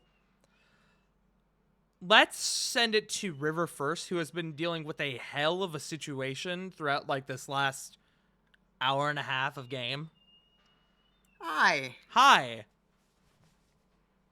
Yeah, someone decided to leave 2 pit bull puppies tied to our front porch. Yeah, they did. So I got to try to figure out what the hell was going on there. We think it has something to do with our shitty ass old neighbors who had a puppy mill, we're pretty sure. So that's great. But you can find me over at twitch.tv/WickedRiver97. I am going to try to stream this week. I've been a little bit more absent than I meant to be, but I've had some shit going on. So catch me there. Don't know what I'm doing yet, but I'll be doing something. I'm a toss it over to Punk. Oh shit. Hi, my name is Punkyard Dog. I play Ray Quacore. I'm trying to go back to school and I'm working mostly, so I'm not streaming currently. So you mostly find me here. But when I do stream, I'm here on Twitch. But you can also find me on Blue Sky, Instagram, Red Note, sometimes TikTok at Punkyard Dog. Jiffroosty Froo. Hello. Oh, thank you for the clarification, CG. I gave y'all all 4 of the elementals for this next fight. You guys have 2, you gave the earth and fire to the battle chest. Yep. So I will remove those guys. Noted. Anyways, apologies. Continue. All good. Hello. Twitch, Twitter, JFrost747. Find me here every Sunday. Here every other Tuesday. War of the Shattered Sun. Rascals and Ravnica. Every other Saturday at twitch.tv/BurnOutBlonde for Saved by the Spell. Beach Arc coming up. Get to have fun. And find me over with Candlekeep. CG. Hey everyone! I just want to let you all know that the moment that we walked into Aurelia's room and she was introduced, lightning struck outside my window. Even God was like, holy shit, dude. Man's pulled up popcorn and it's gonna get all of those little like kernels in his beard. Fucking Thor just pulled up a lawn chair, sat down, and went, "What? It's over now? Come on, 1 week!" Oh, there's the lightning again. So let me get this out before See? any... I was right! He hears you. Let me get this out before Thor Fuck you, decides to Dad! take my power. Hello, I'm CG. You can find me basically everywhere that JFrost mentioned. You can also find me on Wiley's stream this upcoming Thursday for Candlekeep, as well as on Saturday for the continuation of that story. I had to move things a little bit around, but we should be good to go for this upcoming 8th. And as I hear the storm that is approaching, Virgil? I believe start. Hello, I need it to be known that I about opened this encounter with this song. I Oh, hate go you. fuck yourself. Go fuck yourself. Just to spite Punk. I hate you.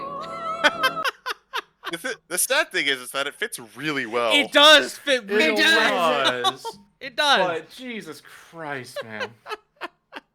Hello, guys, gals, and non-binary pals. I have been your DM and host for the evening, the one and only pudding pastry, the farting tart, and boy, oh boy. My friends, next week, we engage in our final set of combats. Y'all are in the boss rush now. Yay! Yay. We have, aside from the epilogue, roughly about 3 sessions left as a guesstimation, Jesus. give or take 1. So, yeah. It has, wow, it has certainly been a time. But I am fucking so excited. I am so fucking excited for what's coming up in these next few sessions. I'm so excited to see this final leg of the story, not just in general, but for your characters and where your characters go from here. God. The other day, I was in my car and I started getting really emotional just thinking about the end of this game and what comes after this game, going into campaign 2 and all of this stuff. And I just want y'all to know I love you. I love y'all so very much. I love you. With that being said, thank you all for joining me tonight. The next time you'll see me will likely be Tuesday on Jake's channel for Legacy of the Doge Breakers. Aside from that, I gotta figure out kind of what this week is looking like. God damn it. What? I was about to raid into Bob, and I have his stream Bob. up, and he is raiding into me, that motherfucker. No. Well, I guess Bob, now we gotta sit here and get them. Now, we gotta wait for we gotta Bob. wait for fucking Bob to get in here so we can yell at him. God damn it. Yeah, gotta. Hey, happy I mean, it belated was a- birthday, Bob. I was gonna say You it ass. was his birthday the other day. Fucking, We I'm love giving. you. I'm not gonna hassle the Bob Torino. I will. I remember what he put me through yesterday. See, I'm not. I'm not in that. I'm not in that game. Nor do I watch. So Oh, he gets a you free missed pass some from me. hilarious moments. Joe, Joe, can I tell you? Since we're waiting, let me give you an idea of what's going on. Uh-huh. Oh, Okay. he canceled his raid. I went to his chat. I said, "Happy affiliate anniversary." Also, fuck you. I was about to raid you, Lamau, and he stopped his raid. That's Ooh, awesome. dude. okay. He said to raid into him, and he'll join raid into someone else. Okay, excellent. Okay, excellent. okay. All right, there we go. There we Probably go. Connor. Okay. Probably Red, Connor. red. Raid. Raid. Shadow Legends. No. Sponsor us. Sponsor the stream, goddammit. No. Fuck you. No. No, I could get them to if I No. wanted to, but I'm not going to. Hell no. Yeah. don't. Literally, the offer is sitting in my inbox. But my friends, thank you all for joining us. We will see you all next week for another episode of Exilia Regalia. And remember, as always, you're loved, you're valid, and most importantly, if no one's told you today, you fucking matter. We'll see you all next time. Have a good rest of your week. Bye-bye. Bye. Bye. Later.